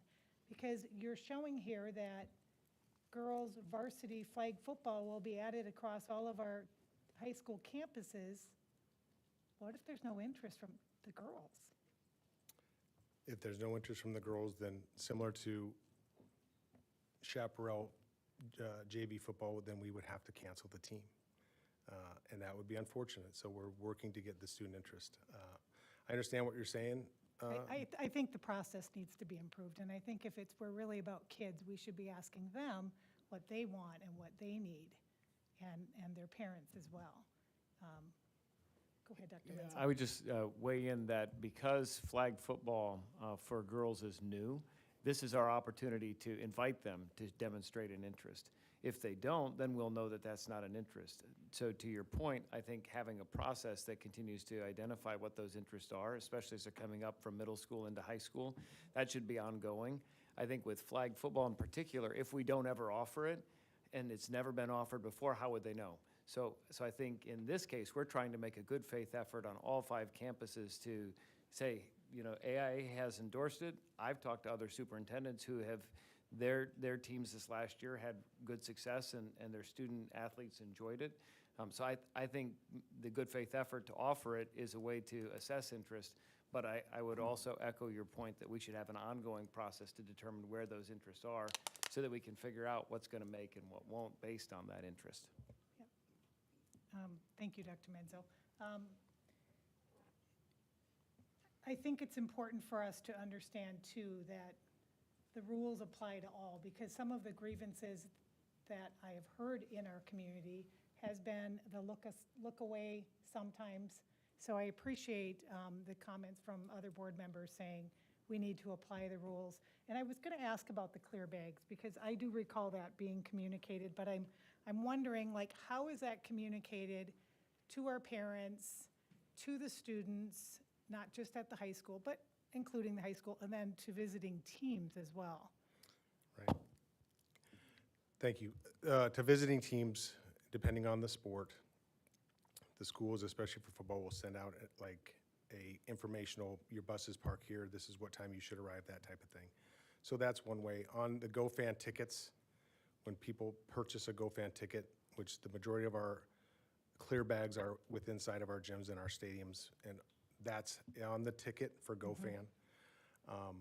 And then on our website, on our webpage, and through the schools, through the PTOs, and through principal communication through the sites.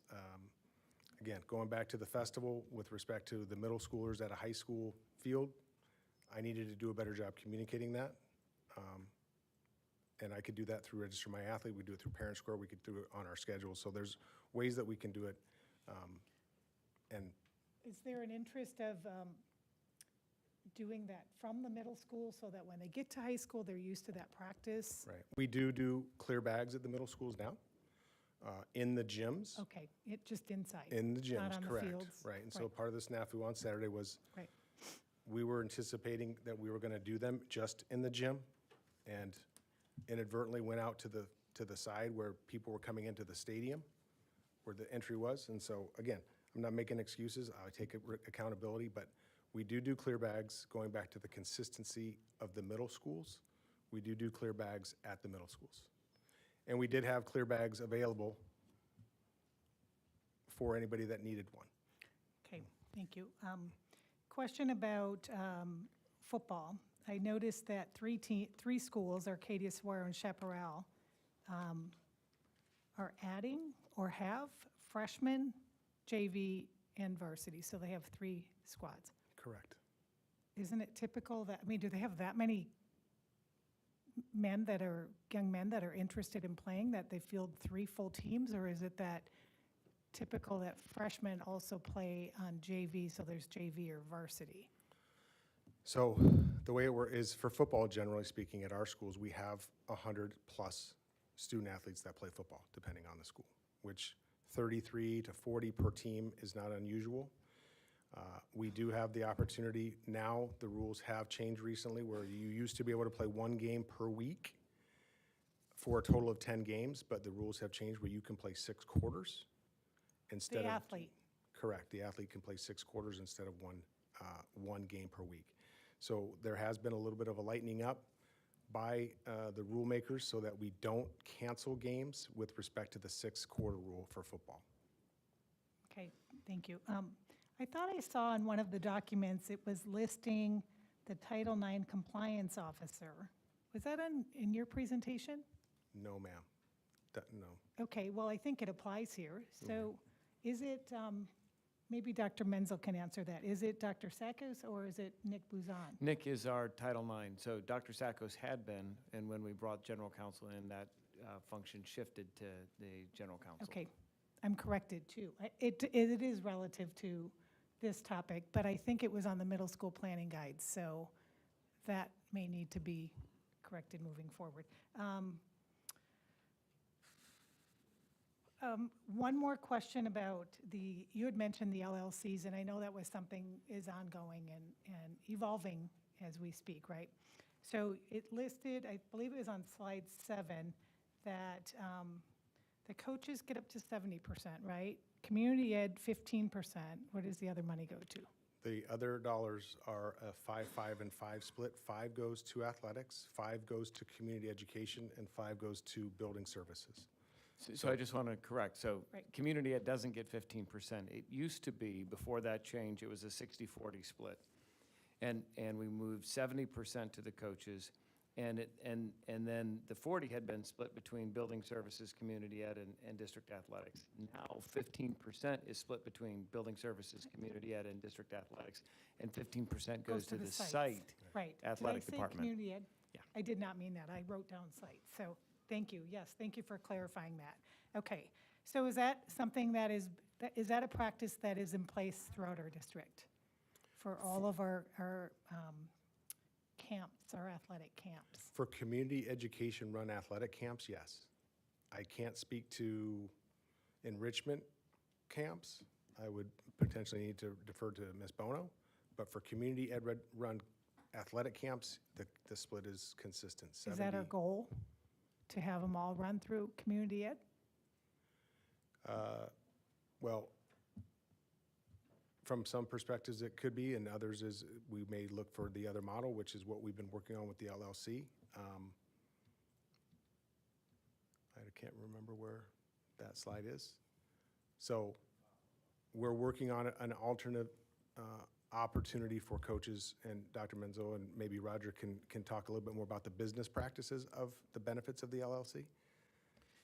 So we previously discussed this at a governing board meeting, talking about the benefits and potentially disadvantages of an LLC. But the benefits in particular are our coaches work for us in running one of these camps.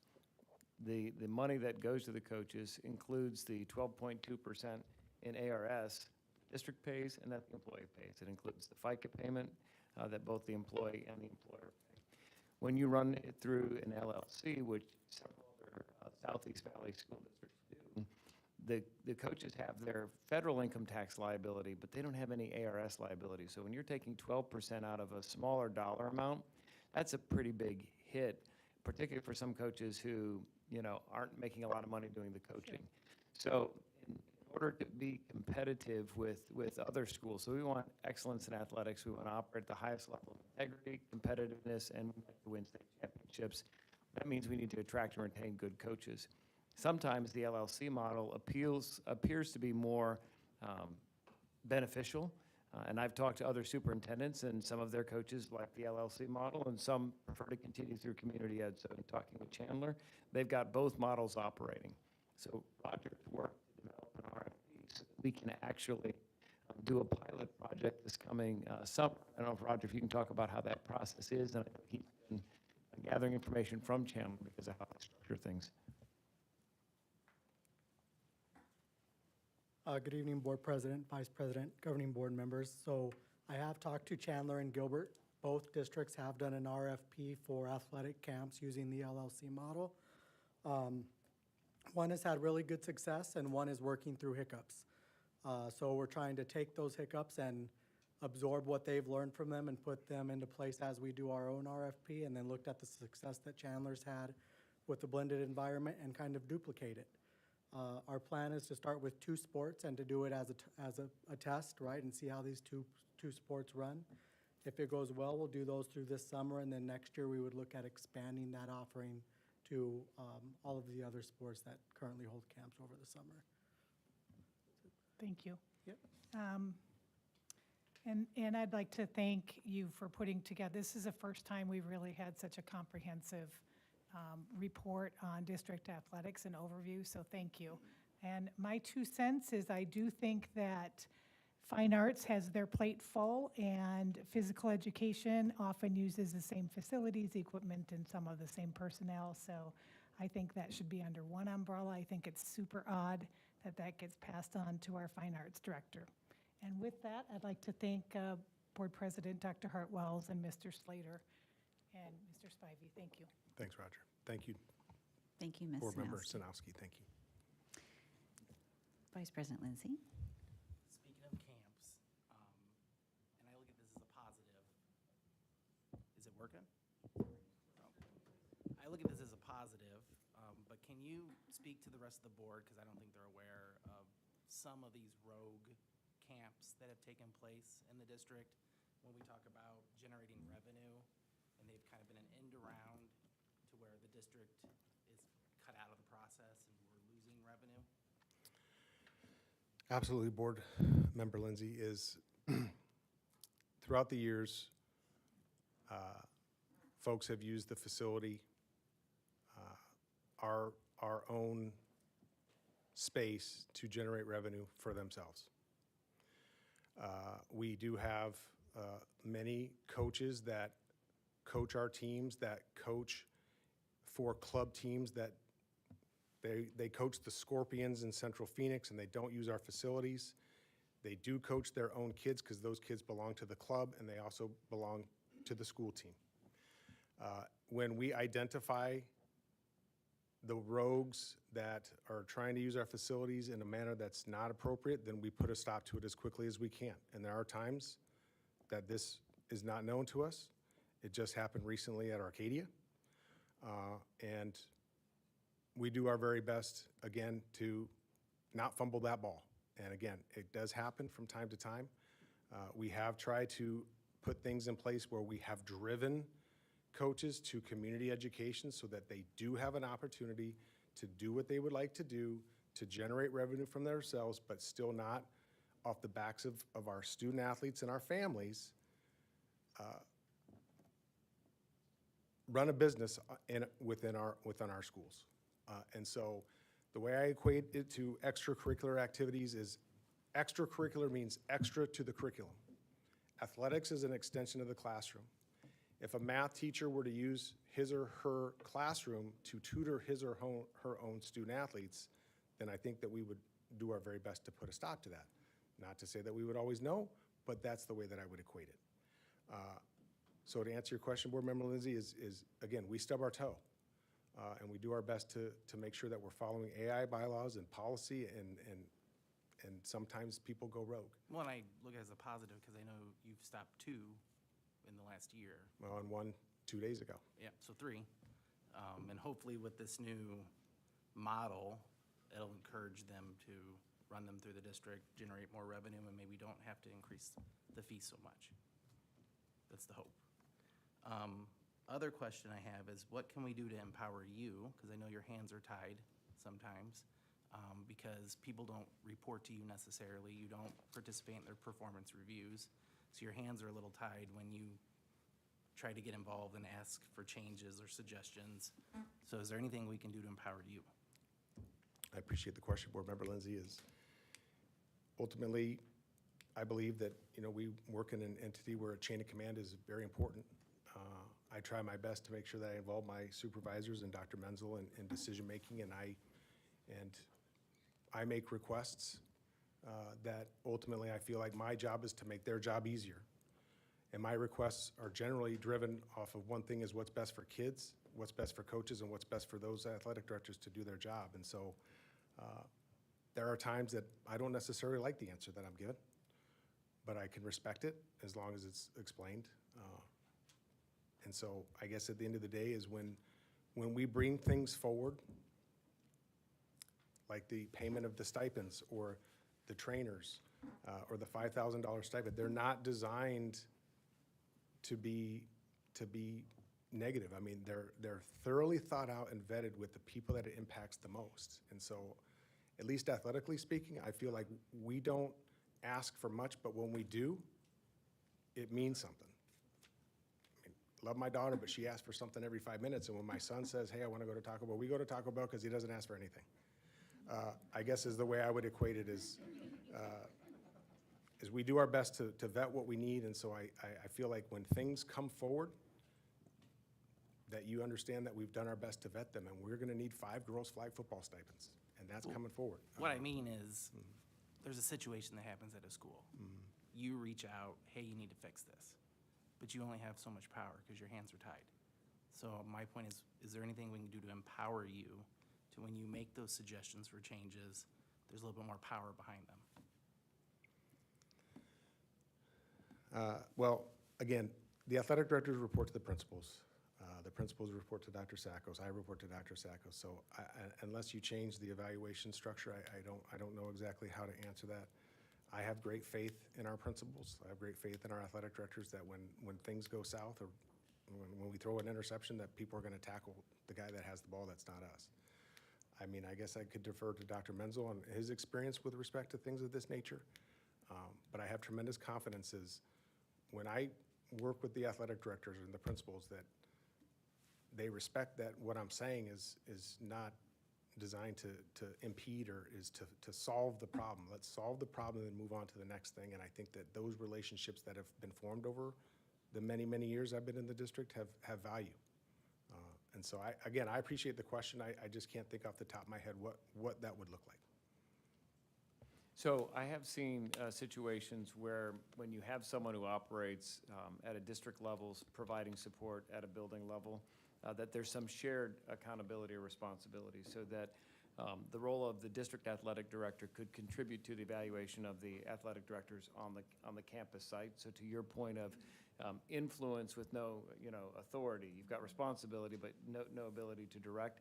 I think there's a way to bring in the district athletic director to contribute in that process without undermining the other role of the principal on the campus who's overseeing the day in and day out responsibility. So in my mind, that would be a process improvement that helps strengthen the system. And I do thank you again for the question. Yeah, and this one's probably more geared for Dennis.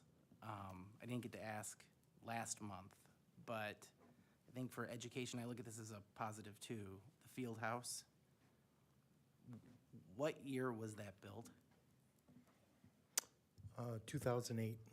So my question would be, how does a building from 2008 just get gifted in December? I wasn't here in 2008. I know. So I can't really answer that question. I know that there were some questions raised in the last year. And when we started looking into it, we acted immediately. Sometimes I hear stories about Scottsdale. It's the westernmost city or whatever the heck they call themselves. I hear stories that this really was the wild, wild west back in the day.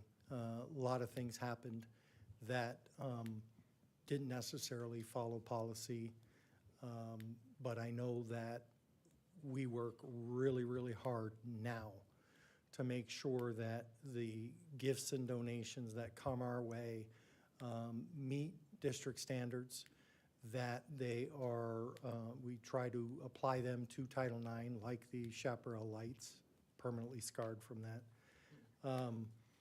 But we try really hard. When we know there's something coming down the pipe, we talk to the ADs, we talk with the schools. It's not just athletics that has issues with gifting. Sometimes the boosters are just excited, the PTOs are excited to give this gift to the school, and they just do it, not knowing that there might be a long-term maintenance issue with that, not knowing that there might be a Title IX issue with that, not knowing that, you know, it could impact us in a different way. So we, most certainly Nathan, myself, Greg Skelton, who is a huge part of keeping our facilities, our outside facilities in tip-top shape. We work really hard with everybody to try and keep that at the forefront, that all you need to do is reach out and let us know this is coming, and we will do what we can to make sure that it's there. I cannot speak to the field house at Chaparral. I did have a sidebar conversation with someone in my area today, and she imparted some knowledge on me that I did not know about. So I needed to get to Coach East. I didn't get to finish the conversation, but it had to do with the field house. So I'm going to talk about that a little bit more with her, and I'll be happy to get you guys an update on that. When I know at one point, the district didn't own the football field either, so. That's correct. The original turf field was also donated by the boosters. So, but this particular person does have some firsthand knowledge, so I'm going to pick her brain tomorrow and see what we can come up with. When I look at this as a positive too, because we found out about it and we fixed it finally. Yes, So now we absolutely. own the building. Last question is probably more for teaching and learning. It's the sports classes and the lack of girls' sports classes in our high schools, and if there's any issues with that. I'm happy to start, or I can ask Michelle to come and join us as well. Again, in the spirit of staying in my lane,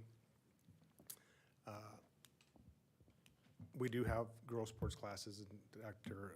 Melissa Sakos and I were looking at some of the numbers today. There's a cheer class at Saguaro. There's an all resistance training class at Saguaro as well. I think when it comes to classes with respect to athletics, it depends on the number of kids that are available that want to take the class. At 33 to 1, and when it comes to, say, intro PE, when you're pooling football kids into that class, football is really the only boy or girl sport that has 33 freshman kids. So again, But we have intro to PE classes that have as low as 12. So we have many classes that are below 33 to 1. Right. And that would be something where I think that we need to tighten the belt, as Dr. Menzel would say, and again, going to stay in my lane. I'm happy to defer to Dr. Benson or Michelle as well, because right now that's not my wheelhouse. Appreciate the question. Is mine working? It's put it close to your mouth. They're all very sensitive today. We'll give that a shot. Is it working now? Yes. Thank you. We appreciate the question. It's something we had as a cabinet conversation again today, reviewing the numbers that Dr. Bachna had just put together about this. So we're just peeling this back and appreciate a little more time to be able to respond to some of that. But I do think the practice that pooling our football players together, I hadn't thought of some of the reason or the why behind that, in that it's been shared that sometimes participation in other intro to PE classes actually increases if that's done, and I had not thought of that. So appreciate the questions. We are looking at it, expect more information, not just in the numbers of kids in the classes, but how they're grouped and how they're offered, boys and girls. But this isn't so much intro, this is the actual sport class. Those two, correct, but we started with the Whereas like intro. Chaparral has no girls' sports classes, hasn't for a while. DM doesn't have any right now. I know they're gonna bring volleyball, which is a positive, but I don't see equal opportunities for boys and girls And we appreciate the question. A secondary question, too, has to do with whether our coaches are actually employed by the school, too. At some of our sites, our coaches for some of the girls' sports aren't employed there, too, and so that's at play here, too. So there's lots of layers to it. Appreciate the questions, and we need more time to explore and respond back to your questions. Can you tell the board about the new intro to PE class at SHAP for second semester? I'm not going to be able to speak to that, as well as, you mean the addition of an intro to PE class? So they had 15 first semester, and they now have 16 for second semester. There was a new one created. It was basically a class within a class. They took 7 freshman football players from the 7th period class, redid their schedules, moved them to first period, which happens to be the same teacher as football class. I know we've involved the principal and the leadership team at the campus to respond to some of these questions, so wanted to get that information right before we report back to you too. But we appreciate the level of detail that you understand, Board Member Lindsay, and we'll respond in detail with that as well. Okay. If I may suggest, we have a follow-up discussion item in a future special meeting on this topic, and allow the staff time to analyze and assess the fact pattern. We can have a more substantive, agendized conversation on the merits. Yes. Very good, very good. Mr. Lindsay, do you have any other questions? No, all right. All right, I think we have kept in the spirit of a special meeting and a study session, don't you? I have a few questions, but first I want to lead with thanking the voters for passing both the District Additional Assistance or Capital Override, which a large part of the monies to pay for those increases that Mr. Slater outlined in his presentation came from, as well as the M&O override last November, which allowed some of those shifts over to M&O to support more resources into our, what I believe are exceptional sports programs. So, thank you very much. Hopefully this is an easy putt. I'm going to use golf, okay? Okay. Is it a 3-footer? What percent does the district get of the GoFan, or what percent do we pay GoFan to run the virtual ticket processing? Good question, President Dr. Bent. Get a little tired. We don't pay a penny. I apologize, Dr. Hartwells. We don't pay a penny. The cost is transferred to the purchaser of the ticket. So we have a $5 ticket. Shannon would never, ever allow us to lower that. Nor could we survive without the $5 per ticket. And then there's a service fee that's paid to GoFan as a dollar. So it's the convenience fee that the correct. buyer is paying for the Correct. transaction. That's to the correct. district. Okay, so that gets This passed on. this was one of the COVID fixes, so to speak, that you're exchanging money all the time. And I think GoFan is, if we could find a way to do it ourselves, that'd be great. But the majority of districts around the valley use GoFan. And if we were to have the conversation, if we were going to generate more revenue for athletics, it wouldn't have to be necessarily a $5 to $10 jump, because you don't want to start exchanging $1 bills. You could make it $7.50. You could be creative. So GoFan has its fair share of bonuses for us, Okay, certainly. all right. Do we have in our contract with them a cap on, or some kind of escalation cap that they can't increase that convenience fee arbitrarily on our community? I would have to Don't double know. check that, but I do not believe that they do. I do not believe that they would increase that. I would have to double check, but I don't believe that Locked that's in the for case. some period of time? Okay, Right. and maybe Ms. Crozier or procurement could let us know just some of the nuts and bolts of how that, We've got a really good Cap it. relationship with GoFan. They're very responsive. And okay, great. maybe I won't call them tonight, but I could call them in the morning. It's okay. We can wait until next week, it's fine.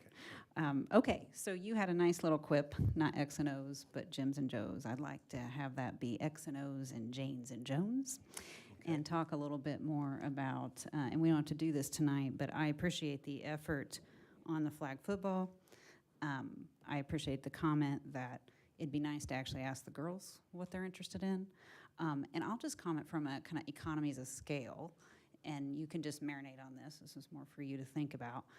And that is a lot of these other programs, the architecture's already there. And so rather than starting from scratch, isn't there an economies of scale of just growing programs that are already there, particularly when you have more kids than you have space for coming out in a tryout? You don't have to react to that because there's a lot of sports here to speak to, but I think it seems like there should be some fiscal efficiencies in thinking about that path, like the Frosh soccer team at Chaparral. You built on an infrastructure that was already there. So in my understanding, that's all going very swimmingly. So I'd like to see more of that. And I look forward to seeing more of that, actually. A fourth request, in addition to a future agenda item discussing more on the PE class, the sports class, PE class, kind of the blurred lines that it sounds like are happening, and doing so potentially lopsided. I would also like an agenda item understanding more about this LLC model, including the governance, the organizational structure, the accountability, the association to the district, and any intersection with boosters, how the boosters are governed by the district. Okay, so I'd like to get into that a lot more than a high-level kind of executive 2 sentences, and understand that a little bit more. And yes, Dr. Menzel, please. So, well, I thank you. I appreciate the questions. Thank you, Mr. Slater, and to all of our athletic directors who are here. I think everyone here knows and values the importance of athletics to the educational enterprise. It's not just extracurricular, it's co-curricular. The skills that student athletes learn as being a member of a team, the hard work, the discipline, all of that translates into future success as adults. And so it really is a core part of what we do.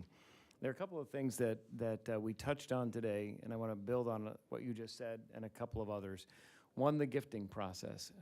We have a policy, KCD, and we need to make sure that that's consistently followed in every part of our organization, right? There are no shortage of well-intended individuals who gift things at the site level that we may never know about at the district level. Sometimes it's not a really big deal, but sometimes it can be a really big deal. There are times where Dennis will go out on a field and see something that wasn't there before, and it's been installed before it was ever gifted. And that creates a liability for the district. So we're looking at how do we ensure consistent practices on gifting. Secondly, the district has had in the past guidance for boosters, not just athletic boosters, but for all booster clubs. And again, we value and appreciate the partnership with our boosters. As a district, we couldn't do so much of what we do without that. But we have to have clear, consistent guidelines that are enforced regularly. And so we're working with the general counsel to review the document that's in place so that we can make sure that our PTOs, APTs, our athletic booster clubs all understand, what the governing board policy is, what the law is in the state of Arizona, and we can ensure that we're working in partnership to leverage resources to benefit students, because that's what the boosters want, it's what we want. We just have to make sure that we're all aligned.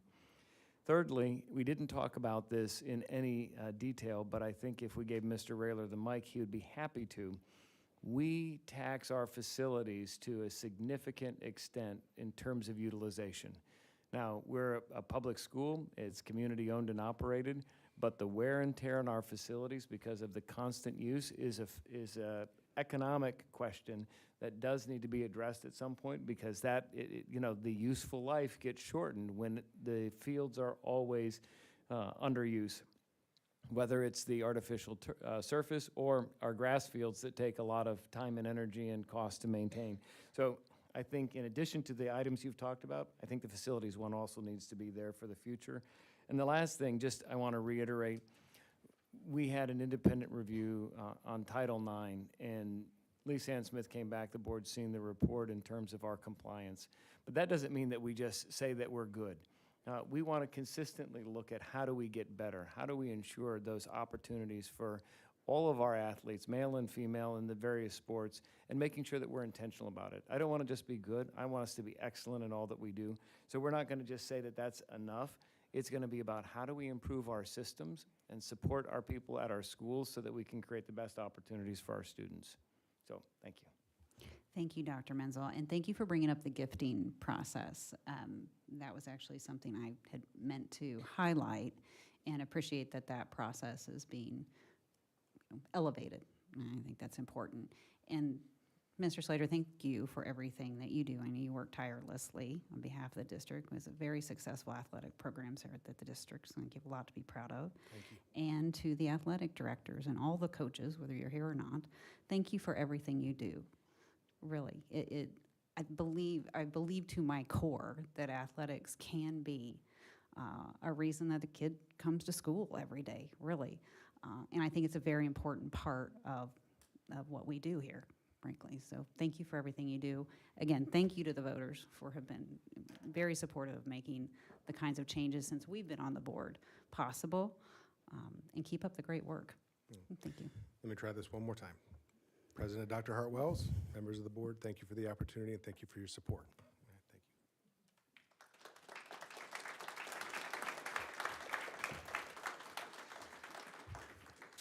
you. All right, we are going to move on to the action items.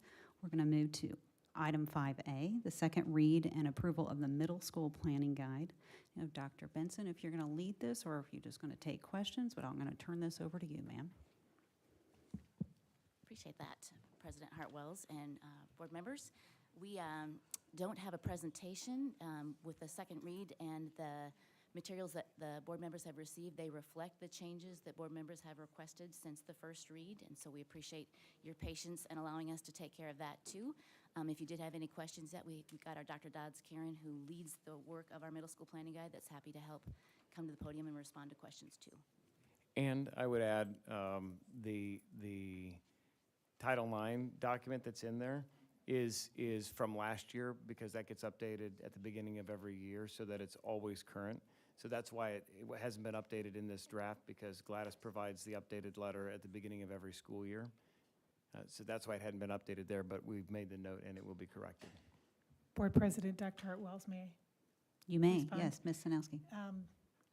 I have been asked by someone in the community who our Title IX coordinator was. And I shared, and they said, that's not what the information says. So if it can be updated for easy access to the community at large, that would be great. And I don't know what effort they put into locating the information, but I did share it was our counsel, Nick Buzan. Yeah, we'll make sure that it's updated on the website, clear, easy for people to find, and address that. Thank you. Yeah, thanks. Thank you, Ms. Sanowski.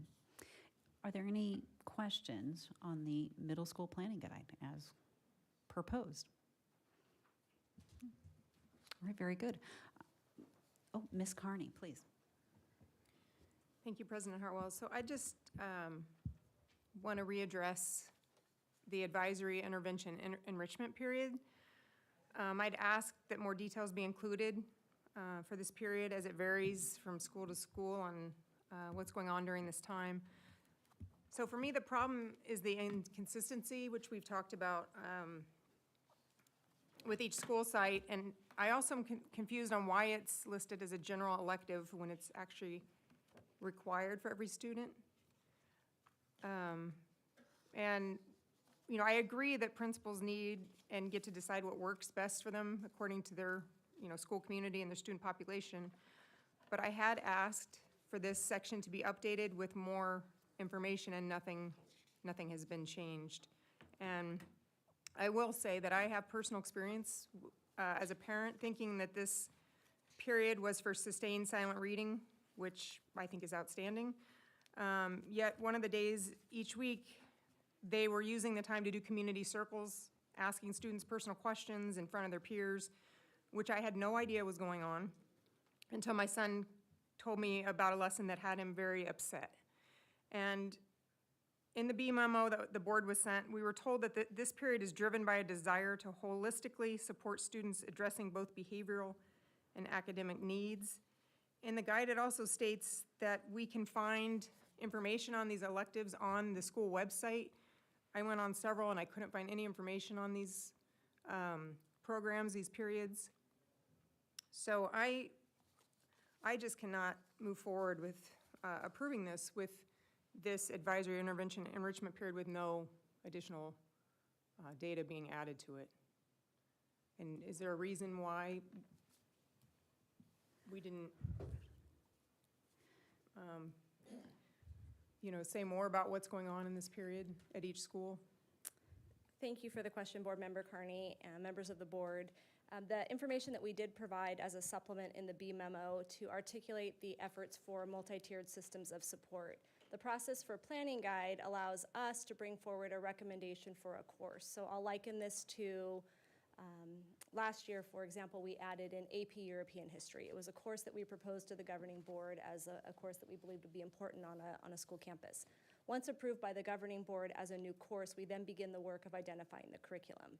The same would happen here. So with this particular advisory course for advisory enrichment and intervention, if board approved, then we go back to the multi-tiered systems of support strategic action team and begin the work of identifying what would be those instructional resources to provide intervention or enrichment or advisory support for those executive functioning skills for our students. So that would be the next step that we would take.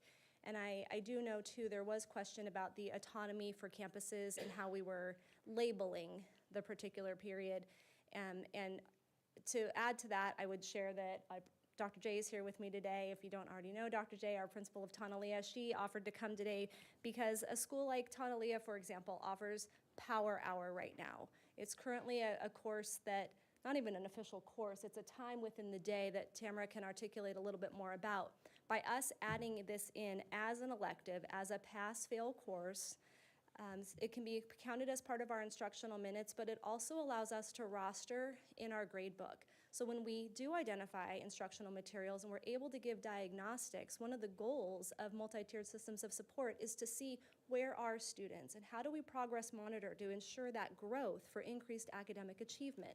So if we roster kids in on a class period and have this as an elective course, again, not a credit bearing, it's a pass-fail, then we are able to give our teachers the tools they need to understand where are kids and what types of learning needs to be happening during this period of the day so that we can support kids academically as well as with those executive functioning, making sure their backpacks are organized, making sure they've written into their daily agenda. We don't need to create instructional plans for them to work in their agendas, but how do we support a student to work in their agenda so they can be prepared when they go home to do their homework, so then in turn they're prepared to come to school and be ready to learn. So I don't know, Dr. J, if you would want to add anything about the autonomy and Power Hour, for example. Sure, thank you, governing board members. Our current schedule, we have 30 minutes at the end of the school day. All of our teachers participate, so our elective teachers, our general education core teachers. We utilize everybody on campus so that we can make those Power Hour classes a little bit smaller. As we continue our journey of being a professional learning community and our collaborative teams working together, we really hope to see somewhat of a shift over time, as this time would give us opportunity for individual teachers to work on math concepts or reading concepts that were taught during the school day. And then some students would need some additional support, some students would need some enrichment opportunities. Right now, we have a pretty set schedule for what that time looks like each and every day for the week. So Monday, we utilize time for grade book checks, agenda checks, for students to physically write down what assignments they're missing, which teachers they need to talk to, catch up on their agendas. Agendas are part of our school-wide systems of support. Tuesdays and Thursday, we utilize specific time for students to work on iReady. On Wednesday, we utilize the time for some AVID support strategies that we can use school-wide. We use some of our time to do just enrichment and remedial school-wide math skills to support the district's math support goals. And then on Friday, we have an opportunity to celebrate our students who are doing everything right. So we have some fun Friday time on Friday as well, just to honor students who are arriving to class on time, that have passing grades. So we kind of, this year and last year, have utilized it for that. I'm hoping, again, as we move forward, this block of time would just give grade level collaborative teams to be able to reformulate students, like I said, as they need to work on some math skills or anything that's happened during the week that they might need reteaching and remediation for. So it is a super valuable block of time for us. Like I said, we have every teacher involved. They're smaller groups, so we also just have a little bit closer one-on-one connection. As we get closer to testing season, we'll utilize that time for testing strategies and, you know, those types of things that we don't typically get into the regular class period. And then, can I ask you a question about, thank you. How do you communicate to your parents what is going on in that period? Because I feel that is a missing piece, that parents aren't even understanding or knowing that this is even occurring in their child's school day. That's a great question. We do talk about it at our back-to-school curriculum nights. We include it in our presentation as we get ready to welcome our new incoming sixth graders onto campus. We have sent the information out in Parent Square. Each of our grade level teams have newsletters that get sent home every week, so that information can get included into that as well. Okay, great. So maybe that's something that needs to be more consistent across campuses, because that is not happening. And I know at that all every schools. campus, just from my experience with sitting at middle school principals, everybody's kind of at a different stage with this process as well. But as I also sit on the district's MTSS stat team, and so it's one of those things that we are talking about as a district committee, just to be able to support the individual needs of our students on our campus. Okay, thank you. And then could I just ask could you answer the question about why it's listed under general elective when it actually is a required course for every student? They don't choose it. Yes, thank you. Board Member Carney, the reason we're recommending it's listed as a general elective so it can be part of a student's schedule. When it's included in the student's schedule, it can be rostered. When it's rostered, it can be connected with Gradebook, it can be integrated into Clever.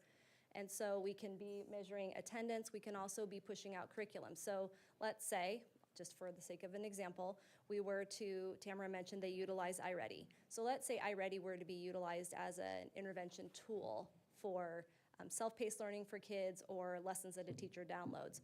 By having kids rostered, we can push out through Clever that personalized learning path for iReady. So it connects with our curriculum. That's why we are recommending that it is integrated as an elective time during the school day so that it can be rostered. Okay, thank you. Thank you, Ms. Carney. Before we move on to Vice President Lindsay, I would like to thank Dr. J for being here. I believe that the site administrators offering the kind of granularity that you just offered goes a long way, and I think it's exactly what this board wishes to see more of. So thank you so much for being here with us this evening. Vice President Lindsay. I just noticed that the National Junior Honor Society language didn't change in this update. Board Member Lindsay, I'll have to check to see which version This Gladys. it's the one that's the must earn at least a 3.85. Okay, so we sent another version earlier Yeah. this week, so we'll need to be sure that Gladys can get that posted. Thank you. So, okay, page 10. There's no page numbers on some of this stuff. Okay, page 10, there is the last sentence of that paragraph does still read 3.85, even though I think that just may have been an oversight because it's inconsistent You all with should have the the update, yeah. most recent version, so we'll be sure Gladys does too. Thank you for that. Anything else, Board Member? Very good. All right. Oh, pardon me. Board Member Warner. Thank you. I have a couple questions, and thank you, Dr. J. I know when I visited your campus, you talked about the successes of your Power Hour, and I know that you're implementing that really well. I have a couple of concerns regarding this is now for all students, and there were some concerns with some of the assignments and exercises that were used on some of the campuses, and they were not necessarily used the way that Dr. J was. And one of them that Board Member Carney mentioned earlier was the community circles. And, you know, a wise social worker here in SUSD told me, you don't open a wound you can't close. And I agree 100% with her on that. And there are some lessons in here that are concerning because you're asking questions that are very personal. Ms. Warner, please stay on point, please. I am. We're not talking about curriculum. We're talking about the planning guide as a whole. Thank you. It is concerning that this is now being implemented to all of them. So I have, and these lessons are modified and not, Again, we're not talking about individual lessons. Point of order. these are part of the Point of order. interventions. Ms. Warner, please. So will Clever be, or actually, as things come out, and you're approving the new resources that you'll be using after this is approved, will you be notifying parents of what those resources and assignments will be? Thank you for those questions, Board Member Werner. To clarify, this would be a new course. We have not offered the course as we are proposing it today. So curriculum for executive functioning, the community circles that you're referencing, that curriculum has not yet been identified. So if the board were to approve this new course, we would then begin the work for identifying curriculum for advisory, curriculum for intervention, and curriculum for enrichment. With that being said, annually, we come before the governing board with supplemental materials. If we are identifying new materials that don't already exist within our English language arts, math, social studies curriculum, then we would be presenting to you recommendations coming, in that case, from the strategic action team for MTSS to say we believe that these would be valuable tools to help teachers in providing the learning for intervention, enrichment, or executive functioning. Okay, so to clarify, you will be coming back to the board for the approval. Thank you. Yes. Appreciate your time. Thank you, and thank you, Ms. Horner, for recalibrating. Thank you, Dr. Dodds. Karen. If there's no further questions, wait, Ms. Carney, do you have one more question? I do, thank you. Yes. So I just want to clarify, because this class is going on currently, today. So how is this a new class when it's currently going on? Thank you for that question, Board Member Carney. So in working with our middle school principals, our principals have had structures on campuses that have, some cases it's been a silent reading period to bring kids back from lunchtime just to kind of calm them down because they've been out and are kind of rowdy from playing on the football field or doing whatever they've been doing. So we want them to calm down. We wanted to, in alignment with our strategic action team for MTSS, we have a goal to increase student achievement. So how are we going to maximize that time where we can be using teacher resources, as Tamara mentioned, all hands on deck on the campus to provide personalized learning for kids? So what currently exists, we're elevating it and we're formalizing it, and we're going to identify resources that would be consistent so that principals can have conversations with each other. So Dr. J isn't by herself solving this problem. Instead, she can build and say, hey, you know what, the newsletters have worked really well in our parent communication, and this is the feedback we've received, and here's how I've done it. And another principal would say, oh, if you can do it, I can do it. So that's the framework that we'll lay out once this course is approved. It's a redesign of some structures that already exist. Okay, I think that's why I was asking for an expansion on the language on this, so I could better understand that this was changing from what it currently is. But I don't see that, and it still appears as it did, so thank you. Thank you, Ms. Carney. If I could just read back to you, as I understood your response on this one elective, is it sounds like there is an effort to, in some way, standardize across the district so that this MTSS, which is kind of this academic concept that has a lot of, or can take on a lot of iterations, could be more standardized, one, and two, learn from the kinds of best practices that we just heard Dr. J outline and the impact at the Tonawanda Middle School. Is that a correct conclusion from what you said? Yes, that's a nice summary, Dr. Hartwells. Thank you. Excellent. Well, I think that's fantastic. All right. Any other questions, folks? All right, good. Very good discussion. Thank you. I move to approve the approval of the middle school planning guide with the amendment to the National Junior Honor Society GPA. Is there a second? Second. We have a motion that's been moved and seconded. All those in favor, please say aye. Aye. All those opposed, please say nay. Nay. That motion passes 4-1. Thank you, Dr. Dodds. Karen. All right, we are moving on to agenda item 5B, approval of a governing board member as the self-insurance trustee. We have our current trustee, Vice President Lindsay, who wishes, after 2 years, to retire his position and pass it on. At this point, would anyone like to self-nominate or nominate another member on the board? Or would anyone like Vice President Lindsay to give us a very high-level, quick summary of what the role would be.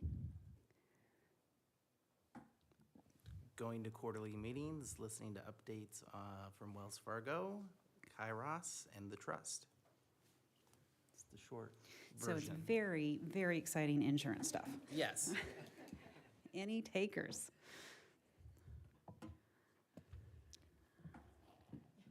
President Dr. Hartwells, you did say it was a 2-year assignment, correct?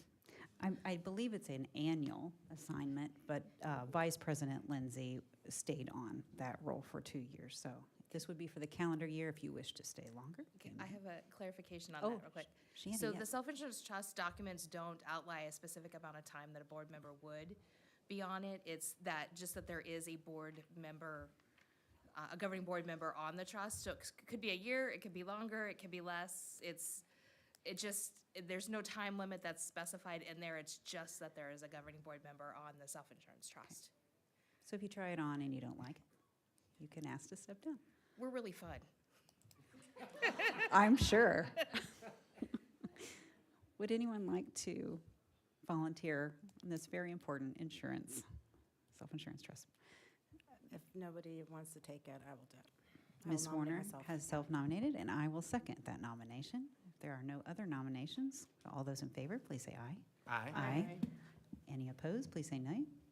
Very good, that motion passes 5-0. Ms. Warner? Thank you, Ms. Warner. Taking one for the team. We are moving on. Item 5C, approval of the appointment of Sex Education Committee membership. Dr. Benson. Thank you, Tech Team. Good evening, Board President Hartwells, Vice President Lindsay, Governing Board, Dr. Menzel and Gladys, and all here this evening. Tonight, General Counsel Nick Buzan and I will provide a brief overview of the purpose, timeline, and scope of the proposed Sex Ed Advisory Committee brought forward as an action item tonight, and the legal authority we need to adhere to when initiating and engaging in this work. To get started, I wanted to take just a few minutes and provide a little background information and context to be sure we're all on the same page. While we've had some interactions through B memos and questions that have been posed, our community members haven't all had that same information, so I wanted to provide a little bit of that before scooting through our slide deck this evening. SUSD paused teaching human growth and development and sex ed at the middle and high school levels at least 4 years ago, given the district adopted curriculum materials had not been updated since 2011, and citing anticipation of revisions to legislation that would impact the review and selection of such curriculum. That forecasting was accurate, as currently there are a host of statutes and admin code that schools and district must follow if determining a course of study for sex ed. In a few minutes, Nick will highlight the legislation, admin code, and board policy that delineate processes we all must follow when adopting sex ed curricula, including timelines for parents to review materials and clear guidance on affording our parents to choose whether to have their student to participate in sex ed, referred to as opting in. An important note in Arizona public schools is that we are not required to offer sex ed. In keeping with legislative expectations, if sex ed is offered, it must be offered as parent opt-in only, and it may not be offered before grade 5. Our context includes that some of our school nurses at our elementary schools and parents of our 5th grade students have inquired about again offering lessons and information on puberty and hygiene previously offered pre-pandemic and prior to revised statute 15711. I think it's also really important to clarify that, like other districts, we've previously referred to lessons on puberty as human growth and development and shortened them to HGD. I know there's been talk about the acronym. But to be clear, recent statutes situates like content as sex education. We've also received requests from our middle-level parents to offer opt-in opportunities for human growth and development at our middle level too. So given all that, our purpose or reason for initiating this advisory committee is to afford our SUSD parents with choices on how to best meet the needs of their students. Once launched, the Sex Ed Advisory Committee will review and recommend a sex education course of study and instructional materials to support a developmentally appropriate, evidence-based, parent opt-in only offering. We recognize the benefits of providing families with developmentally appropriate opportunities for our students to learn more about human development, body image, and sexual health, as access to such information has been shown to promote healthy behaviors and decision-making, reduce certain types of bullying, and at the high school level, decrease rates of dating violence and pregnancy. These important potential benefits to our students are our big picture why or purpose for initiating this committee. As we indicated on our Committee Hub website, we extended the application window and slightly delayed the launch of this committee to ensure membership from all of our learning communities and to be sure we stay in step with all legislation, admin code, and governing board policy. A detailed timeline that includes dates for posting agendas and minutes and the public hearings required of this proposed committee has been shared with the board and is linked in this presentation. But key dates are highlighted on the slide before us. Those include proposed dates for the committee meetings, and those were adjusted a bit from the delay. 2 required dates for public hearings, and the board meetings identified to bring any recommended course of study and materials for first read and approval to our board. This timeline also reflects a required 60-day window during which resources will be made available for our parents and teachers to provide feedback and public comment. The scope of this proposed committee work, while important, is much smaller than typical curriculum and instruction adoption work that we bring to the board. This proposed advisory committee is not charged with identifying anchor resources for a year-long course of study. The work of this proposed committee is much more focused, identifying developmentally appropriate resources and lessons our nurses or our teachers and potentially our parents could use to talk about important stages of development and providing facts and information to support our students' decision-making and well-being. Currently, schools and districts are offering sex education lessons or information differently than what many of us might be familiar with. Some districts are opting to simply offer resources for parents to engage in these conversations with their student beyond the school day. Others are being intentional to partner with healthcare clinics or community organizations to host opportunities for students and parents to learn together by attending learning opportunities after school or outside the school. Others are offering online virtual education for more youth to access age-appropriate sex education, and still others are offering elective lessons during the school day, often with the help of school nurses. Again, in Arizona, with any of these options or other options, student participation is only allowed as parental opt-in. Without the work of an advisory committee and approval of all resources and lessons by the governing board, we can't offer any of those opportunities or choices at this time, as any instruction provided even after school on our campuses must conform to the requirements in legislation and legal code too. That's significant. We can't just host things. We have to have an approval by our governing board about the scope, the lessons, and the curriculum, even if we have outside facilitators that we're bringing in to help us facilitate outside of the school day. Prior to inviting our general counsel to share a little more information about the legal authority impacting this proposed advisory committee, wanted to publicly thank Nick for his time and counsel prior to beginning this action item before we could even bring it forward. I've carved out and demanded far more of your time over the last weeks in preparation for this, and I'm very, very grateful.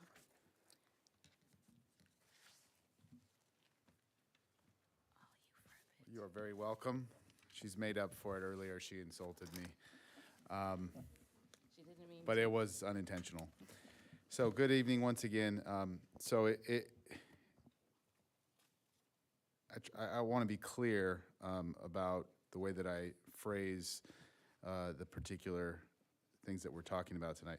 Tonight is not to review the material, to really talk about the in-depth elements of whatever sex education curriculum might one day be taught in Scottsdale, but it is to for the administration to recommend to the board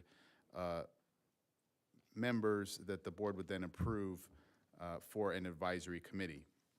So I thank Dr. Benson for working with me on this. It has been a pleasure. And I also want to thank parents and community members who have been very helpful in making sure that we follow the code and the statutes. And they are pretty detailed in this area. So we have reviewed all the listed statutes there on the slide and the state board regulations in depth to ensure compliance with the Arizona Legislature's requirements for adopting a sex education curriculum. An important note to make, and why we are here doing this, is that regulation requires an advisory committee be established by the board. This is fairly unique in state curriculum statutes. It's not always required. The legislature has specifically required the board establish an advisory committee to, quote, assist in the development of lessons. So the committee work will be substantial in as far as how much curriculum is actually ultimately utilized, and there are limitations on how much can be taught per quarter, per year, depending on the age of the student. And the statute also requires that the advisory committee will advise the local governing board on an ongoing basis. So all of the committee's meetings will be subject to open meeting law, and those meetings must be noticed at least 2 weeks prior to having the meeting. So just kind of a takeaway there is that this advisory committee, really the code essentially gives the governing board this advisory committee to utilize and to really rely on. And so everything's going to be open meeting. Everything will be, accessible by the governing board. The local governing board's requirement is that they shall review the total instructional materials and improve all lessons and curricula in the course of study to be offered in sex education. So though you are delegating this committee work to the advisory committee, ultimately the board by statute is actually required to review the material. Finally, the committee does not make the final decision. The governing board will ultimately make the final decision. No discussion of the legal authority is complete without a thorough review of the parents' rights. Here, the push of the statute is to enable parents an opportunity to review the curriculum, be heard, and in fact, provide comment to their elected officials prior to the approval of a sex ed curriculum. There will be 2 public hearings throughout the committee process, and there will be a public comment period which has to end, I believe, 7 days prior to the ultimate vote on the curriculum, although I may be misquoting there. So, checking with Mr. Banger to make sure I'm correct on that, but I'm pretty sure that's the case. The public comment period will end 7 days prior to the ultimate vote. Finally, sex education is, as Dr. Benson stated, specifically opt-in, meaning parents will have an opportunity to make the conscious decision to opt their child into sex education lessons, which many parents have indicated that they are hoping for. So thank you. I appreciate the opportunity to work on this. Thank you, appreciate that. From our general counsel, before launching into the proposed committee membership, did want to indicate that I have a more detailed timeline that includes exactly when things have to drop and when we have to have public comment stopping. That includes the 7-day window that you just referenced.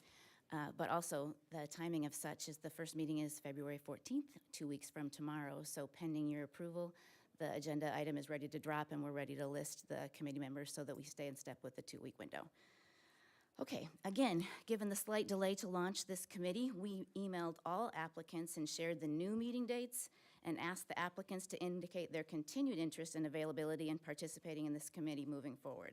We had a fantastic candidate pool apply to serve on this committee. We had 28 applicants, and I heard back from all but 2 in the second round to identify if the dates worked. That's not typical of our adoption work. It's a fantastic response for a committee of this scope with this view of grade levels. I want to publicly thank every applicant for indicating an interest to serve and reiterate that all applicants are welcome to attend every meeting and to provide the feedback on resources. We want to be very intentional to partner with our families in this quest. Feedback and insights from all applicants and interested parents, nurses, teachers, and leaders is welcomed. Based on the criteria reflected on this slide, district leadership team members have identified 10 applicants to recommend as committee members, including 5 staff members, a middle school PE teacher, a high school PE teacher, 1 principal rep, our lead elementary nurse, and a high school nurse, and 5 parents with specific experience and expertise, largely in healthcare. The first 3 bullet points are criteria we consistently use in determining committee membership for curriculum work, and that we seek to have a balance of staff and parents, to try to ensure all 5 learning communities are represented, and that we prioritize expertise specific to committee work. When we have a science adoption, if we've got a physics professor or an engineer, we try to match them as close to that content to be reviewing as possible. In keeping with our strategic plan, we added the 4th bullet for consideration for this advisory committee to expand opportunities for stakeholder collaboration. Applicants not already serving on an SUSD committee have been given priority consideration. We've provided the list of recommended members to our board members on Friday, and I'm going to read those names recommended in just a minute prior to inviting your questions or a motion to approve the recommended committee. Proposed committee members include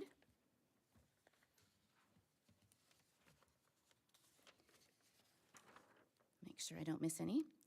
Steve Strutz, Susan Leonard, Joe Olney, Elizabeth Schmid, Colleen Abrams.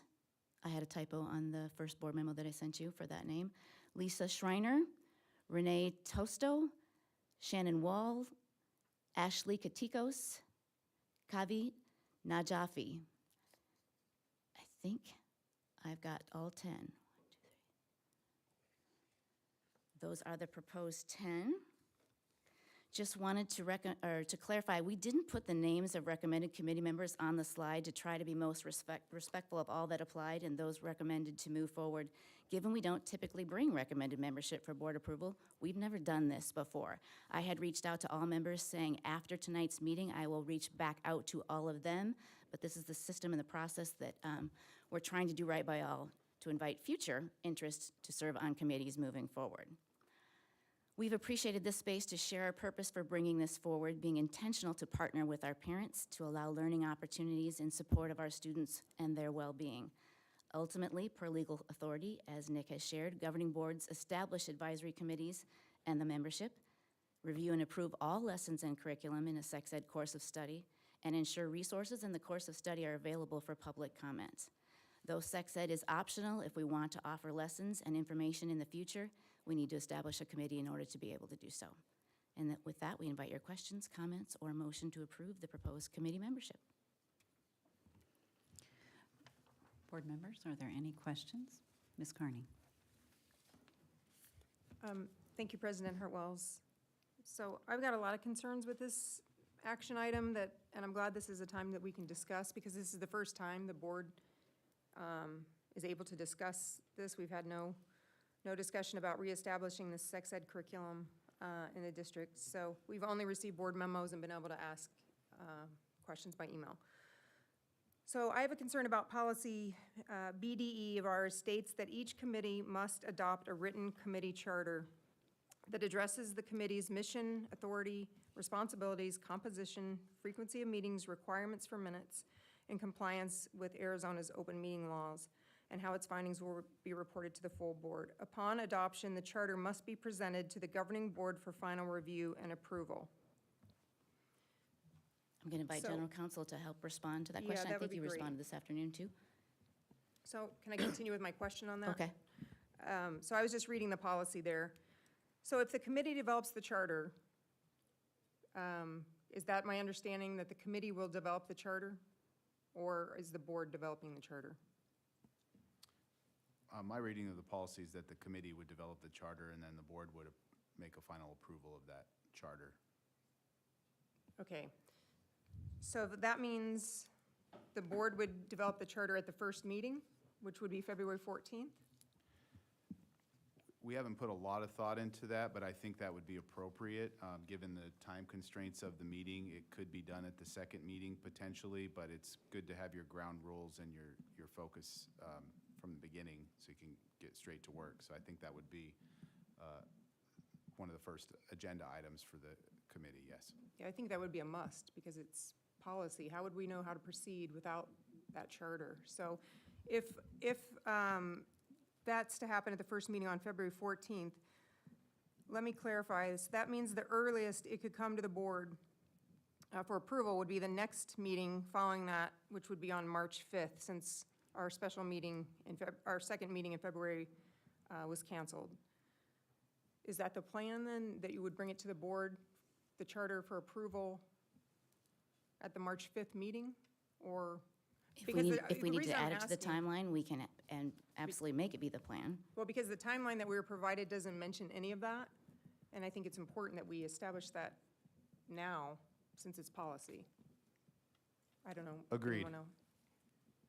If So- I'm sorry, I didn't mean to cut you off. I just thought I would add, Yeah. just from the experience of having been on the board when we formed the audit committee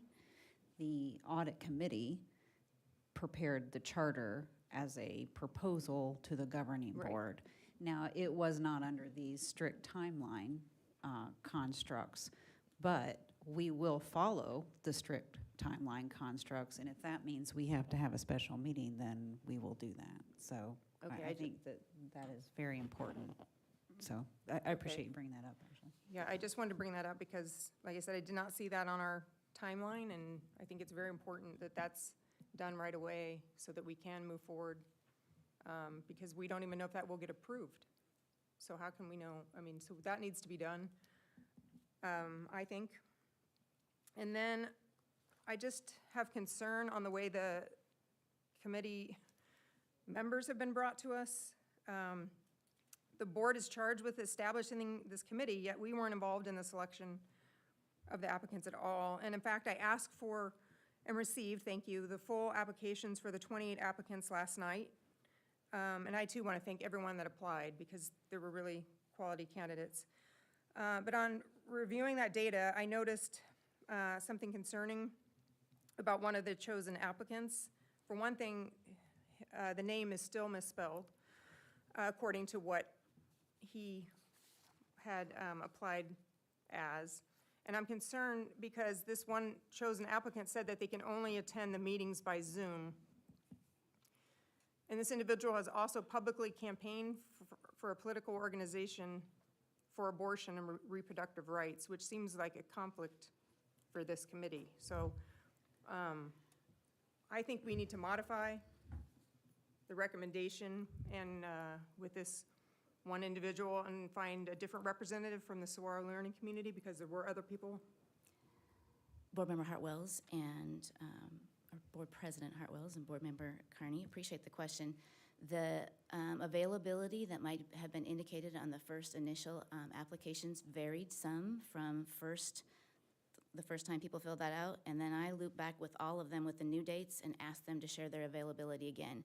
So we used as a criteria if they were not available to attend in any format, and we had a handful that said, I can't attend one or two, and maybe even more at all, not by Zoom, Teams, or in any fashion. So given we had such a robust candidate pool, moved them to the side, and then used our other criteria, and whether, I had a couple people say, it's gonna be hard for me to get there at that time, can I start on Teams and be there for on a couple different dates because of X, Y, and Z. So happy to accommodate to try to get the best candidate pool there. But if they said they couldn't come, we did, in any form or fashion, we moved those applicants to the side and they were not considered for moving forward. Okay, because I did read that, so I just assuming that, I just want to confirm that we did choose people, or you chose people for your recommendation that are going to be able to show up as best, obviously, as possible. Because there were other quality candidates from that learning community that I believe, have not been involved on committees. I think it was great how many people applied that have not been on committees. I thought so too. Yeah. We appreciated that as well. And so it was kind of the filter down. If there was experience, one of the candidates has had previous experience teaching middle school and high school sex ed too. That's one of our parents. And so those types of things emerged.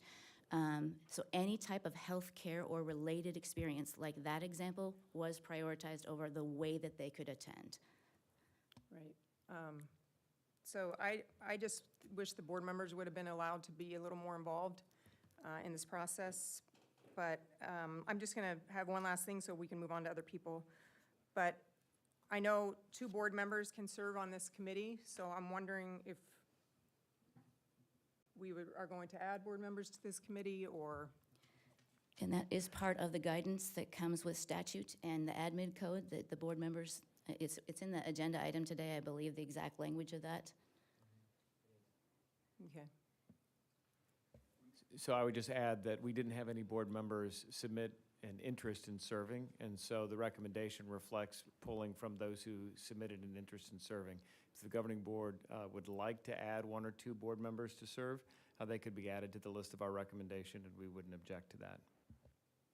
Yeah, thank you. I would like to self-nominate myself for this committee, and I think we need to note that this started out not as a board committee. When this first came to us, it was presented more as, one of our regular committees and not a board committee, so that's why I wouldn't have applied for that, but I would like to self-nominate to be on that. I do have a middle school student. I have had children go through the sex ed program previously, and I am currently not serving on a committee. So thank you. Thank you for all your efforts on this. Any other questions from other board members? No? Any other interests by other board members for serving on this board committee? I would like to throw my name in on that Miss- option too. Ms. Sinowski and Ms. Carney have self-nominated. I will second both if they need to be seconded. Otherwise, thank you, Dr. Benson. Thank you, Mr. Buzan. Thank you. This is a very important topic, and I am pleased that the 13-year-old science curriculum will be overhauled. If we're going to elevate science, then we're going to elevate science. Very good. I move to approve the Sex Education Committee membership with the amendment of Ms. Sinowski and Ms. Carney added to the committee. A second? Second? All those in favor, please say aye. Aye. Aye. Any opposed, please say nay. That motion passes 5-0. Thank you. Thank you. All right, our last action item. 5D, an extension regarding the letter of intent for the Boys and Girls Club of Greater Scottsdale. And I'll turn this over to Dr. Menzel. Thank you, Dr. Hartwells. This is purely a clerical error on my part with an overly ambitious timeline of getting the final agreement drafted by the end of January of this year, when we just approved the agreement in December. So this is a technical correction to allow us the time to complete that by June of this year, hopefully sooner, but it provides the framework. We've got some draft language already in the works, but it just takes a little bit more time to finalize the full agreement. Any discussion?